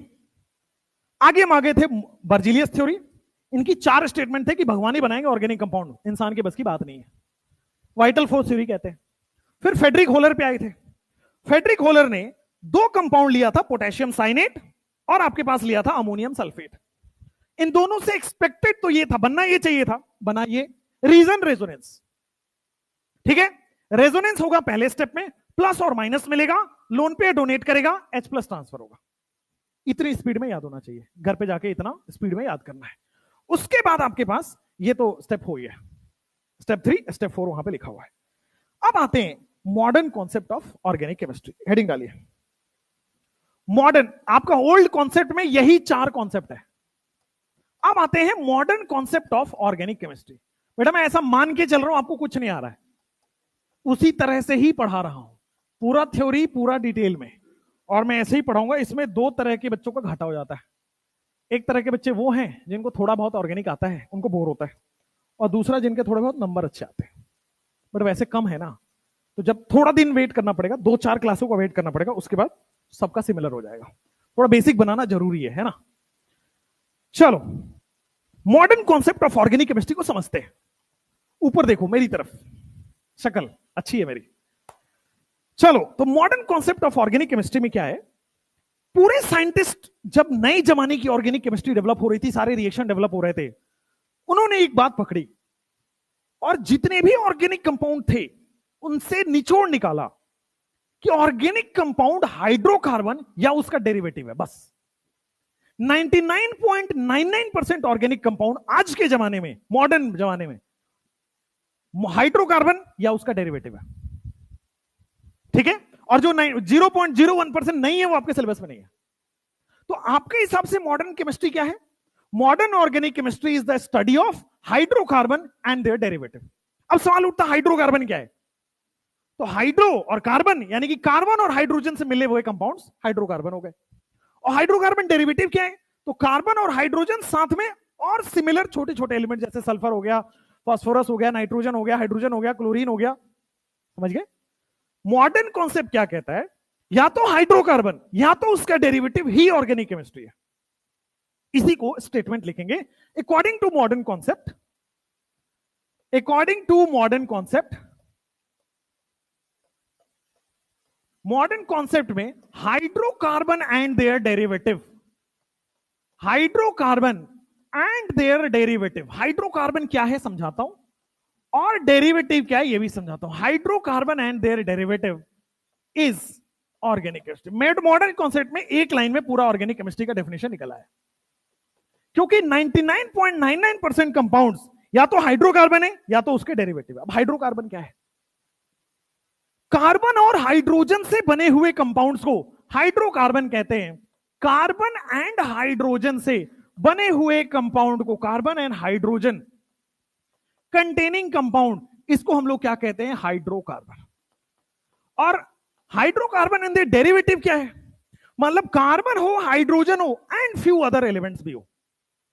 Hydro derivative का मतलब हो गया कार्बन भी हो, हाइड्रोजन भी हो and few other elements, few other elements. अब फ्यू अदर एलिमेंट्स कौन है वो लिख देता हूं बेटा। हो सकता है वो हैलोजन हो, एक्स का मतलब हैलोजन, हो सकता है ऑक्सीजन हो सकता है नाइट्रोजन हो सकता है, एक्स में तो आ गया क्लोरीन, हो सकता है वो फास्फोरस हो सकता है वो सल्फर हो, dot dot dot dot dot dot. Example लिखता हूं कि मॉडर्न कॉन्सेप्ट के हिसाब से हाइड्रोकार्बन क्या है? या तो ये देखो हाइड्रोकार्बन है, कार्बन और हाइड्रोजन से मिला हुआ कंपाउंड है, हाइड्रोकार्बन है।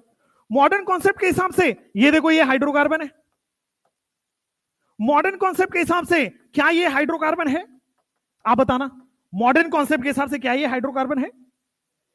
क्योंकि कार्बन हाइड्रोजन से बना हुआ जितने भी कंपाउंड है वो तो ऑर्गेनिक केमिस्ट्री है ही, ऑर्गेनिक कंपाउंड है। अच्छा, नेक्स्ट, अब मुझे बताओ क्या ये एक ऑर्गेनिक कंपाउंड बोला जाएगा कि नहीं?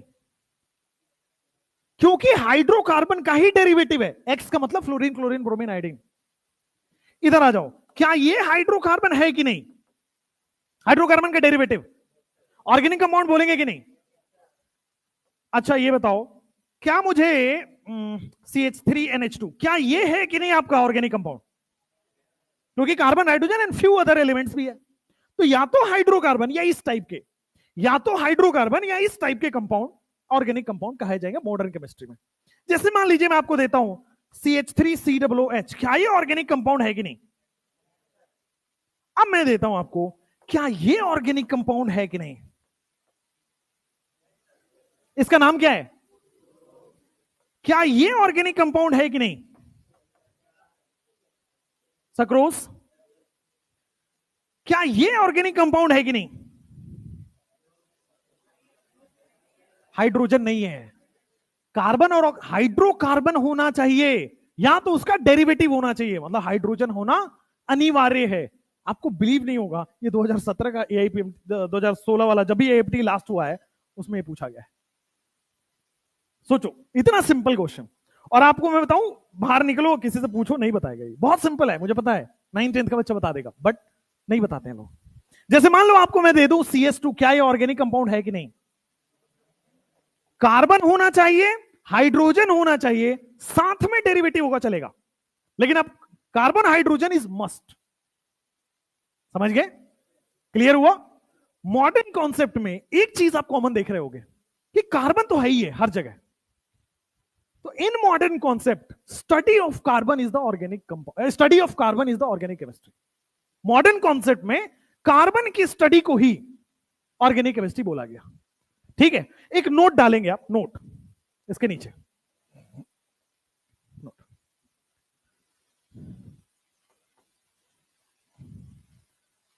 ऑलमोस्ट ऑल ऑर्गेनिक कंपाउंड, सारे की सारी जितने भी ऑर्गेनिक कंपाउंड है, almost all organic compounds are made up of, almost all organic compounds are made up of carbon.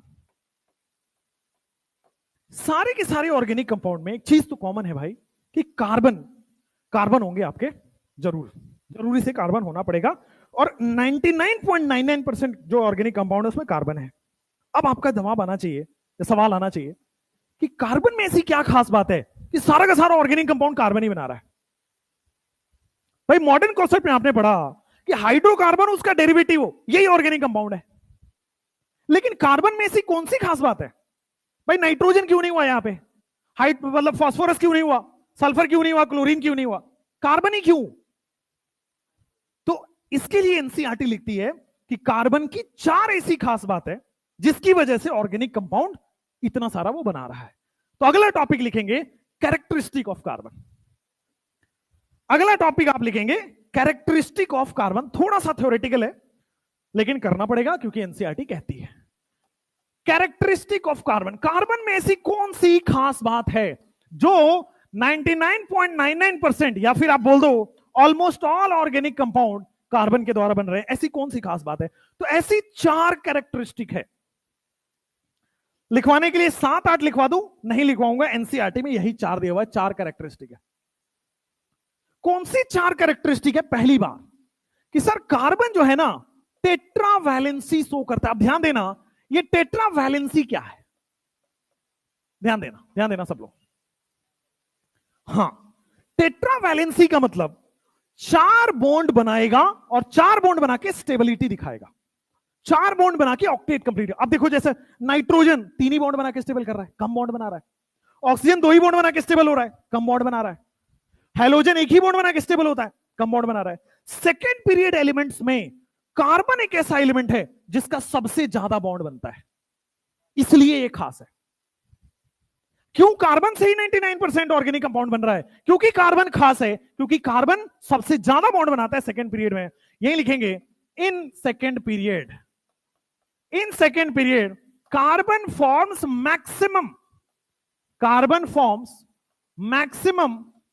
4 bond, है ना। और इसी को ब्रैकेट में लिखेंगे टेट्रावैलेंट। वैलेंसी लिखो, टेट्रावैलेंट लिखो, बात एक ही है। अब इसको समझाता हूं मैं, टेट्रावैलेंट कैसे हुआ, क्या मतलब है, ये समझाता हूं।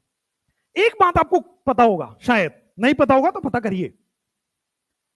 किसी भी एटम के पास जितने सिंगल इलेक्ट्रॉन होंगे, जितने अनपेयर्ड इलेक्ट्रॉन होंगे, उतने ही बॉन्ड बनेगा। यह बात क्लियर है? क्योंकि जितने अनपेयर्ड इलेक्ट्रॉन होगा वही तो पेयरिंग करेगा और उतने ही बॉन्ड बनेगा। अब आ जाओ कार्बन का मैं कॉन्फ़िगरेशन लिख के बताता हूं। कार्बन का एटॉमिक नंबर है 6, मैं कॉन्फ़िगरेशन लिखता हूं 1s2 2s2 2p2। ये क्लियर है?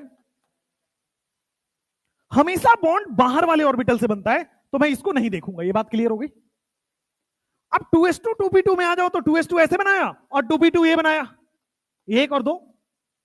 लेकिन आप कंफ्यूज हो रहे होंगे कि सर यहां 2 ही अनपेयर्ड है, 2 ही अनपेयर्ड है, लेकिन कार्बन आप कह रहे हो 4 वैलेंट बनाएगा, 4 बॉन्ड बनाएगा। कैसे?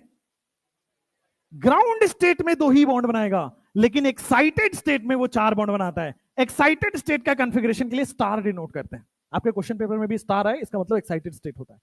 एक्साइटेड स्टेट का मतलब ये जो पेयर्ड है ना, इस पेयर्ड इलेक्ट्रॉन को उठा के खाली वाले ऑर्बिटल में ले जाओ। एक्साइट करने का मतलब होता है जो 2s का इलेक्ट्रॉन है उसको हमने उठा के कहां ले गए, 2p में ले गए। अब देखो कितने अनपेयर्ड इलेक्ट्रॉन है, कितने बॉन्ड बनाएगा, कितनी वैलेंट हो गया, टेट्रावैलेंट। तो कार्बन सेकेंड पीरियड में बॉन्ड बनाता है 4, लेकिन एक्साइटेड स्टेट में। क्लियर है? अब नाइट्रोजन भी एक्साइटेड स्टेट ले जाओगे, उसमें पॉसिबिलिटी नहीं होती, वैकेंट डी ऑर्बिटल नहीं है। ऑक्सीजन मैक्सिमम 2 बॉन्ड बना पाएगा, नाइट्रोजन मैक्सिमम 3 बॉन्ड बना पाएगा, कोवलेंट बॉन्ड, 3 कोवलेंट बॉन्ड। वैसे सेकंड पीरियड वाले मैक्सिमम 4 बॉन्ड बनाते हैं, बट वो कोऑर्डिनेट बॉन्ड के थ्रू बनाते हैं, ठीक है ना। कार्बन की खास बात यह है कि कार्बन एक्साइटेड स्टेट में मैक्सिमम बॉन्ड बना सकता है, 4 बॉन्ड बना सकता है। क्लियर हो गया। तो यहां पे लिखेंगे in excited state carbon forms 4 bond. Excited state में कार्बन फॉर्म्स 4 बॉन्ड, ये बात अच्छे से क्लियर हो चुकी है। In excited state carbon form 4 bond, बहुत बढ़िया। अब कहेंगे यार ये इनफ है क्या, केवल इतने ही से ही काम थोड़ी होगा, और भी कुछ खास बात होंगी कार्बन में जिसकी वजह से सारा का सारा ऑर्गेनिक कंपाउंड ये बन रहा है। टेट्रा वैलेंसी के बाद जो कार्बन 4 बॉन्ड बनाता है ना, वो जो ज्योमेट्री बनाता है वो सिमेट्रिकल स्टेबल ज्योमेट्री बनाता है। कार्बन जब 4 बॉन्ड बनाएगा, इन 4 बॉन्ड से बना हुआ ज्योमेट्री जो है वो स्टेबल है। क्यों स्टेबल है? क्योंकि सिमेट्रिकल स्ट्रक्चर है, और सारे सिमेट्रिकल स्ट्रक्चर स्टेबल माने जाते हैं। तो कार्बन की दूसरी खास बात यह है कि कार्बन टेट्राहेड्रल ज्योमेट्री बनाता है, और टेट्राहेड्रल ज्योमेट्री क्या होती है? सिमेट्रिकल ज्योमेट्री है। और सिमेट्रिकल ज्योमेट्री की खास बात यह है कि सर सारे सिमेट्रिकल ज्योमेट्री क्या होते हैं? स्टेबल होते हैं, सारे सिमेट्रिकल स्टेबल ज्योमेट्री। अच्छा, अब आपके मन में आ रहा होगा सर मुझे समझ नहीं आया सिमेट्रिकल कैसे हुआ। आप ये बता दो मुझे, सिमेट्रिकल बस बता दो तो काम हो जाए। आ जाओ सिमेट्रिकल की बात करते हैं। कार्बन को बस मैं 4 बॉन्ड बना रहा हूं। कार्बन ऐसा बॉन्ड बनाएगा, पहला, दूसरा, तीसरा, कार्बन चौथा बॉन्ड ऐसा बनाएगा, ठीक है। कार्बन के मैंने बस 4 बॉन्ड बनाए हैं। अब ध्यान देना सब लोग, फोकस यहां पे। मैंने क्या किया, इस वाले को यहां से मिलाया, इन दोनों बॉन्ड्स को मिलाया मैंने, ठीक है। इन दोनों बॉन्ड्स को भी मैं मिला रहा हूं, मिला दिया। अब इन दोनों बॉन्ड्स को मिलाने के बाद एक फेस जनरेट होगा, थोड़ा ध्यान देना इस पे। एक फेस जनरेट होगा। ये फेस आप लोग थोड़ा गौर से देखना, ये जो फेस जनरेट हो रहा है, ऐसा ऐसा ऐसा एक फेस जनरेट हुआ, एक तरह इस टाइप का फेस बना रहा है। एक और थोड़ा सा और ध्यान से, अगर मैं इसको और इसको मिलाता हूं, इन दोनों बॉन्ड्स को मिलाता हूं, तो भी एक फेस जनरेट होगा, और ये है दूसरा फेस। टेट्राहेड्रल का पूरा फील है यहां पे, 5 मिनट रुको समझ में आ जाएगा। टेट्राहेड्रल स्ट्रक्चर सिमेट्रिकल कैसे है? तो देखो, जब टेट्राहेड्रल बॉन्ड बना रहा था, तो मैंने जब बाउंड्रीज को मिलाया, तो देखो एक फेस ऐसा बना, दूसरा फेस ऐसा बन रहा है, फील हो रहा है 3 डायमेंशन में, ऐसे बाहर की तरफ निकल रहा है। तो एक फेस ऐसा बना, दूसरा फेस ऐसा बना, तीसरा फेस पीछे, तीसरा फेस इसके पीछे, और चौथा फेस इसका बेस है जिस पे खड़ा है। समझ में आया? एक बार और देखो, टेट्राहेड्रल में यहां कार्बन है, बीचों बीच यहां पे कार्बन है, इस बात को ध्यान दो, बीचों बीच यहां पे कार्बन है। कार्बन अपना एक हाइड्रोजन के साथ यहां बॉन्ड बना रहा है, दूसरा हाइड्रोजन इसका यहां है, तीसरा हाइड्रोजन यहां है, चौथा हाइड्रोजन यहां है। तो फील बस इतना करना है, मैंने क्या किया, सारे बॉन्ड्स को मिला के एक ज्योमेट्री बनाई, और ज्योमेट्री जो बन रही है वो सिमेट्रिकल ज्योमेट्री है। कैसे? एक फेस ऐसा दिख रहा है, दूसरा फेस ऐसा दिख रहा है, तीसरा फेस पीछे की तरफ है, और चौथा फेस इसका बेस है जिसपे खड़ा है। इसीलिए इसको बोला जाता है टेट्राहेड्रल। टेट्रा का मतलब होता है, टेट्रा का मतलब होता है 4, और हेड्रल का मतलब होता है फेस। टेट्रा का मतलब बच्चों होता है 4, और हेड्रल का मतलब होता है बेटे आपके पास फेस। तो ऐसा स्ट्रक्चर जिसमें 4 फेस हो, पहला फेस, दूसरा फेस, तीसरा फेस पीछे, और चौथा फेस नीचे।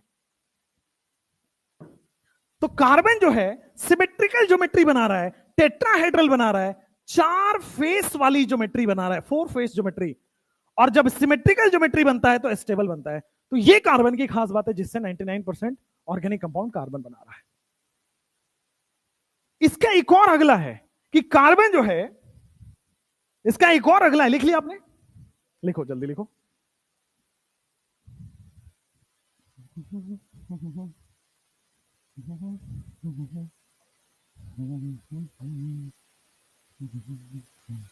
दिख रहा है? दिख रहा है पक्का? बहुत बढ़िया।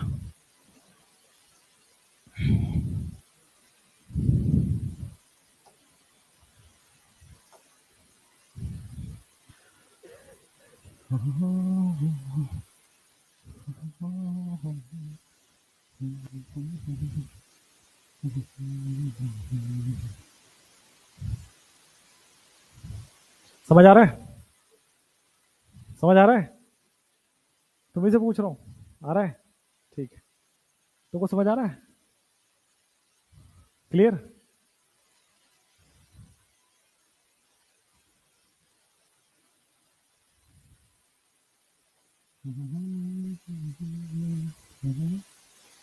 कल क्या बोलते हो, सब लोग घर से खाना बना के लाओगे क्या?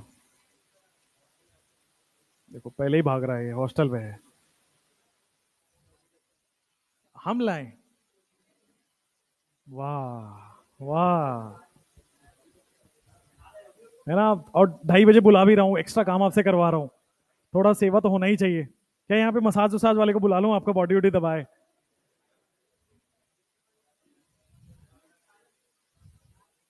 मसाज होना चाहिए ना। ये भगवान, डॉक्टर बनने है वो, मसाजर नहीं। तुम कंपाउंडर वाले बात बता रहे हो भाई।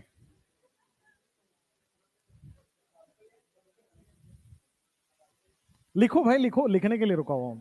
लिख लिया? ये तो अभी भी लिख रहे हैं। जल्दी लिखो भाई, तुम्हारा इंतजार कर रहा हूं मैं। कोई करे ना करे, हम इंतजार करेंगे तुम्हारा। करो करो, लिखो तो आराम से। यही तो बुरे दिन है, लड़कों के लिए इंतजार कर रहे हो।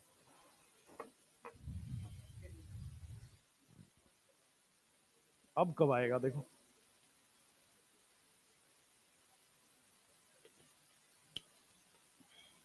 अभी थोड़ा प्यार प्यार से पढ़ा रहा हूं, डर के रहा करो मेरे से, समझ रहे हो? क्या लगते हो? स्ट्रिक्ट नहीं लगते हम। स्ट्रिक्ट लगने के लिए क्या यहाँ पे मुंह ऐसे हुआ क्या हुआ है? चलो आ जाओ। तो थर्ड कैरेक्टरिस्टिक है बच्चों, पढ़ाई अच्छा होना चाहिए, बात बाकी सब अच्छी बात है। चलो, थर्ड जो आपके पास इंपॉर्टेंट फैक्टर है कि कार्बन इतनी खास बात क्या है जो मॉडर्न केमिस्ट्री का पूरा बड़ा सा पार्ट बना हुआ है। तो थर्ड है कि कार्बन मल्टीपल बॉन्ड बनाने की टेंडेंसी रखता है। सिंगल बॉन्ड भी बना सकता है, डबल बॉन्ड बना सकता है, ट्रिपल बना सकता है, 2 डबल बॉन्ड भी बना सकता है। ठीक है, carbon tendency to form multiple bond. तीसरा जो इसका आएगा, tendency to form multiple bond, बहुत सारे मल्टीपल बॉन्ड्स बनाने की टेंडेंसी रखता है। जैसे जैसे कार्बन सिंगल बॉन्ड कार्बन बना सकता है, जैसे इसकी टेंडेंसी है डबल बॉन्ड भी आसानी से बना सकता है, ये ट्रिपल बॉन्ड भी बड़े आसानी से बना सकता है। Carbon double bond carbon, double bond carbon भी बड़े आसानी से बना सकता है, और मल्टीपल रेंज बना सकता है। आप एक डबल बॉन्ड 2 ट्रिपल बॉन्ड भी बना सकते हो, आपकी मर्जी है। आप ऐसा भी बना सकते हो, ठीक है, आपकी मर्जी। आप 2 ट्रिपल बॉन्ड भी बनवा सकते हो। कार्बन फ्री है इस सब मामले में, कार्बन बहुत आसानी से बना, और बाकी एलिमेंट्स नहीं बना पाएगा। नाइट्रोजन, फास्फोरस, ऑक्सीजन, सल्फर, ये सब नहीं बना पाएंगे। इसलिए कार्बन की एक यूनिक बात है, देयरफॉर बहुत सारे कंपाउंड बनाता है, ऑर्गेनिक कंपाउंड बनाता है। कार्बन की लास्ट चौथी कैरेक्टरिस्टिक है कि कार्बन जो है कैटिनेशन शो करता है। इट शोज अब कैटिनेशन क्या है? कैटिनेशन क्या है, ध्यान से देखना। आप लोग कभी राजधानी ट्रेन में चढ़े हो? गलती से? लाल कलर की होती है उसकी डब्बी, पूरा लंबा सा ट्रेन होता है, ठीक है ना? हमारे गांव में बैलगाड़ी चलता होगा। अब क्या होता है, इधर देखो, क्या होता है, बहुत सारे डब्बे एक ही कलर के राजधानी ट्रेन में ऐसे ही लगे होते हैं। अब जैसे तुम उसमें जरूर चढ़े होगे, तुम्हारे नाम के हिसाब से सही बैठता है, गरीब रथ, है ना? तो गरीब रथ में भी वैसे ही होता है, वहां हरे कलर के डब्बे होते हैं, लगे होते हैं लाइन से। क्लियर है? अब कैटिनेशन इसी प्रॉपर्टी को बोलते हैं, कभी नहीं भूलोगे, ध्यान रखना। खुद जैसी चीजों के साथ लंबा chain banana, that is catenation. What is catenation? खुद जैसी चीजों के साथ लंबा चेन बनाना, यानी कि self linking tendency to form long chain, that is catenation. खुद का खुद के साथ जुड़ के लंबे चेन बनाना। अब ध्यान दो, जैसे आता है वर्ल्ड इन्वायरमेंट डे, तो सब लोग क्या होते हैं, हाथ में हाथ जुड़ा के ह्यूमन चेन बनाते हैं। एक ह्यूमन दूसरे ह्यूमन के साथ लंबा चेन बना रहा है, दैट इज कैटिनेशन। तो कार्बन खुद के साथ जुड़ के बड़े लंबे लंबे चेन बनाता है, 20 कार्बन, 25 कार्बन, 50 कार्बन जुड़ सकता है विदाउट एनी बॉन्ड। मतलब ऐसा नहीं कि वीक बॉन्ड बन जाएगा या स्ट्रॉन्ग, ऐसा नहीं। नॉर्मली जैसा बॉन्ड स्ट्रेंथ रहता है वैसे ही रहता है। बाद बाकी नाइट्रोजन में लोन पे रिपल्सन होगा, फ्लोरीन में लोन पे रिपल्सन होगा, ऑक्सीजन में रिपल्सन होगा। बाद बाकी ये काम नहीं कर पाते हैं। ऑक्सीजन जो है ये कैटिनेशन शो करता है। कैटिनेशन का मतलब होता है सेल्फ लिंकिंग टेंडेंसी। खुद का खुद के साथ जुड़ना और जुड़ के लंबे chain banana, self linking tendency and form long chain. खुद का खुद के साथ जुड़ना और लॉन्ग चेन बनाना, इसी को कहते हैं कैटिनेशन।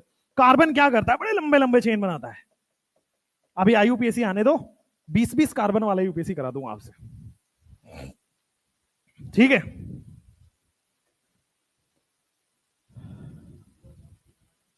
C4 मॉलिक्यूल, अच्छा आप ये कह रहे हो, ये सुबह में भी डाउट आया था, एक बड़ी अच्छी चीज है, ध्यान दीजिए। आप कह रहे हो कि सर कार्बन और कार्बन ये 4 बॉन्ड बना सकते हैं क्या? नहीं, मैक्सिमम किसी भी 2 एटम के बीच में 3 ही बॉन्ड बन सकता है, किसी भी 2 एटम के बीच में मैक्सिमम 3। रीजन बताता हूं उसका, रीजन थोड़ा सा ऊपर का है, बताता हूं, लिख लिया इतना? तो तुम ना इतने, तुम साइकिल से आते हो क्या? तुम्हारा स्लो इतना क्यों है सिस्टम? पैदल आते हो इसीलिए स्लो हो क्या? वर्जन अपडेट नहीं हुआ? अच्छा भाई, तुम्हारे जोक यार ये अल्ट्रा प्रो लेवल वाले हैं, या तो हम पिछड़े हुए या तो तुम बहुत आगे निकल चुके हो। कुछ भी को, तुम्हारा बाल बहुत अच्छा है यार।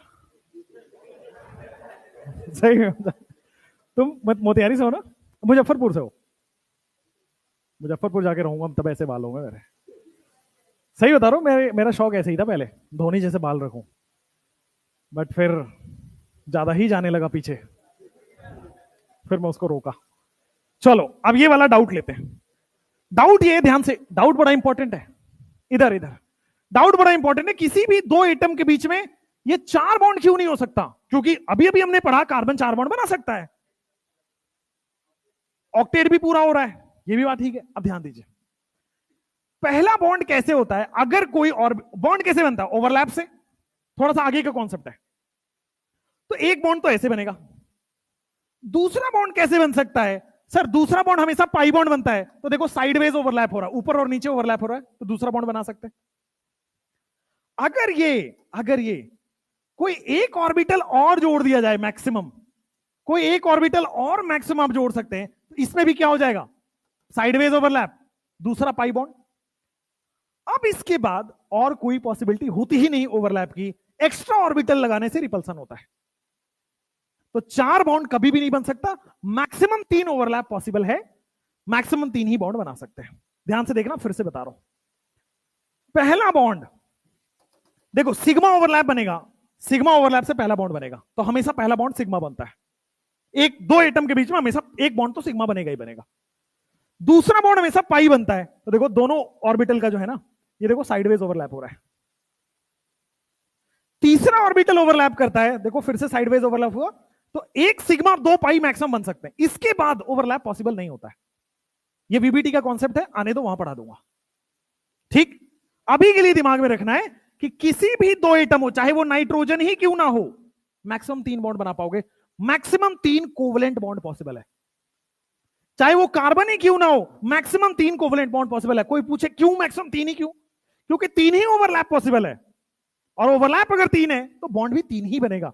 4 ओवरलैप पॉसिबल नहीं है, 4 बॉन्ड नहीं बनेगा। ठीक हो गया? क्लियर हो गया? इसीलिए कार्बन 4 बॉन्ड, कोई भी एटम 4 बॉन्ड नहीं बना पाएगा। कार्बन ही क्यों, दुनिया का कोई भी एटम हो 4 बॉन्ड नहीं बना पाएगा। इसीलिए single bond, double bond, triple bond होता है, उसके आगे का बॉन्ड नहीं होता है। ठीक हो गया? चलिए, ये डाउट था नॉर्मल, ये सुबह वाले भी पूछे, नाइस डाउट, मतलब ऐसे कॉमन है, बड़ा अच्छा। चलो भाई, तो यहां तक हो गया आपके पास 4 कैरेक्टरिस्टिक्स ऑफ द कार्बन। ये मॉडर्न कॉन्सेप्ट की थ्योरी हुई है अभी तक। ओल्ड कॉन्सेप्ट का थ्योरी, उसमें 4 पॉइंट थे, होलर तक खत्म हुआ था। मॉडर्न कॉन्सेप्ट की थ्योरी और कैरेक्टरिस्टिक ऑफ द कार्बन हुआ। अब इसके बाद आएंगे कि ऑर्गेनिक केमिस्ट्री, अब यहां से चालू हो रहा है। अभी तक थोड़ा पुराना नॉलेज, अभी का नॉलेज इस्तेमाल करके कर दिया। अब ऑर्गेनिक केमिस्ट्री में क्लास 11 से स्टार्ट कर रहा हूं, ठीक।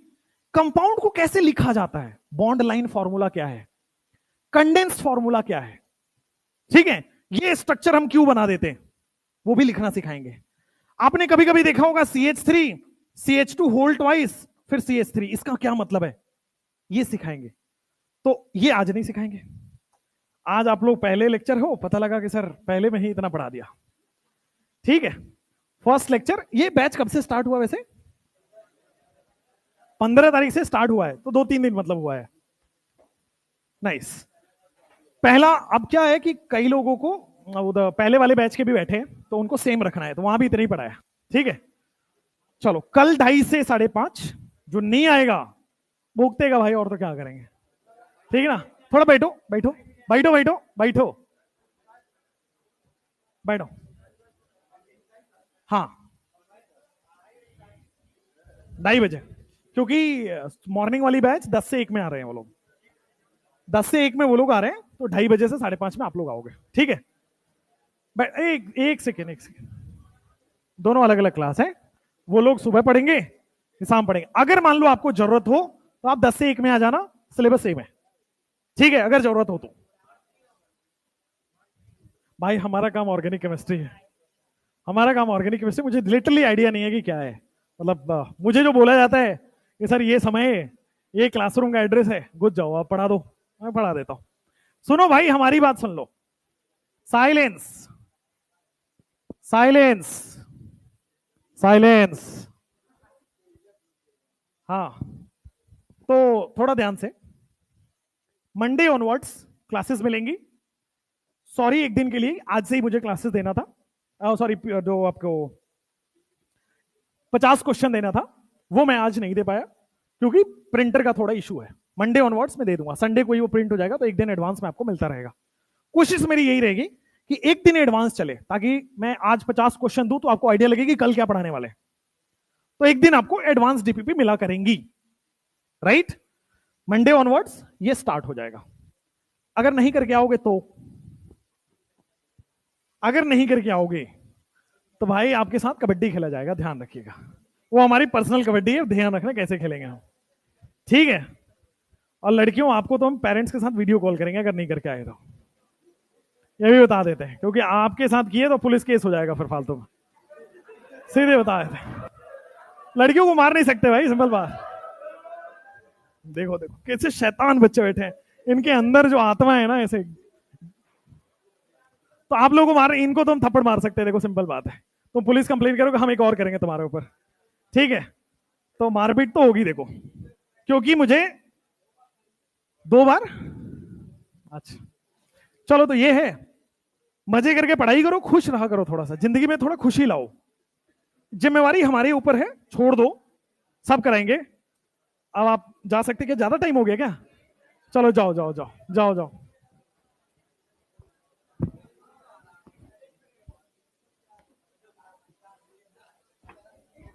अच्छा 8 बजे है क्या? अच्छा, जाओ जाओ जाओ, लड़की लोग जल्दी जल्दी चले जाओ।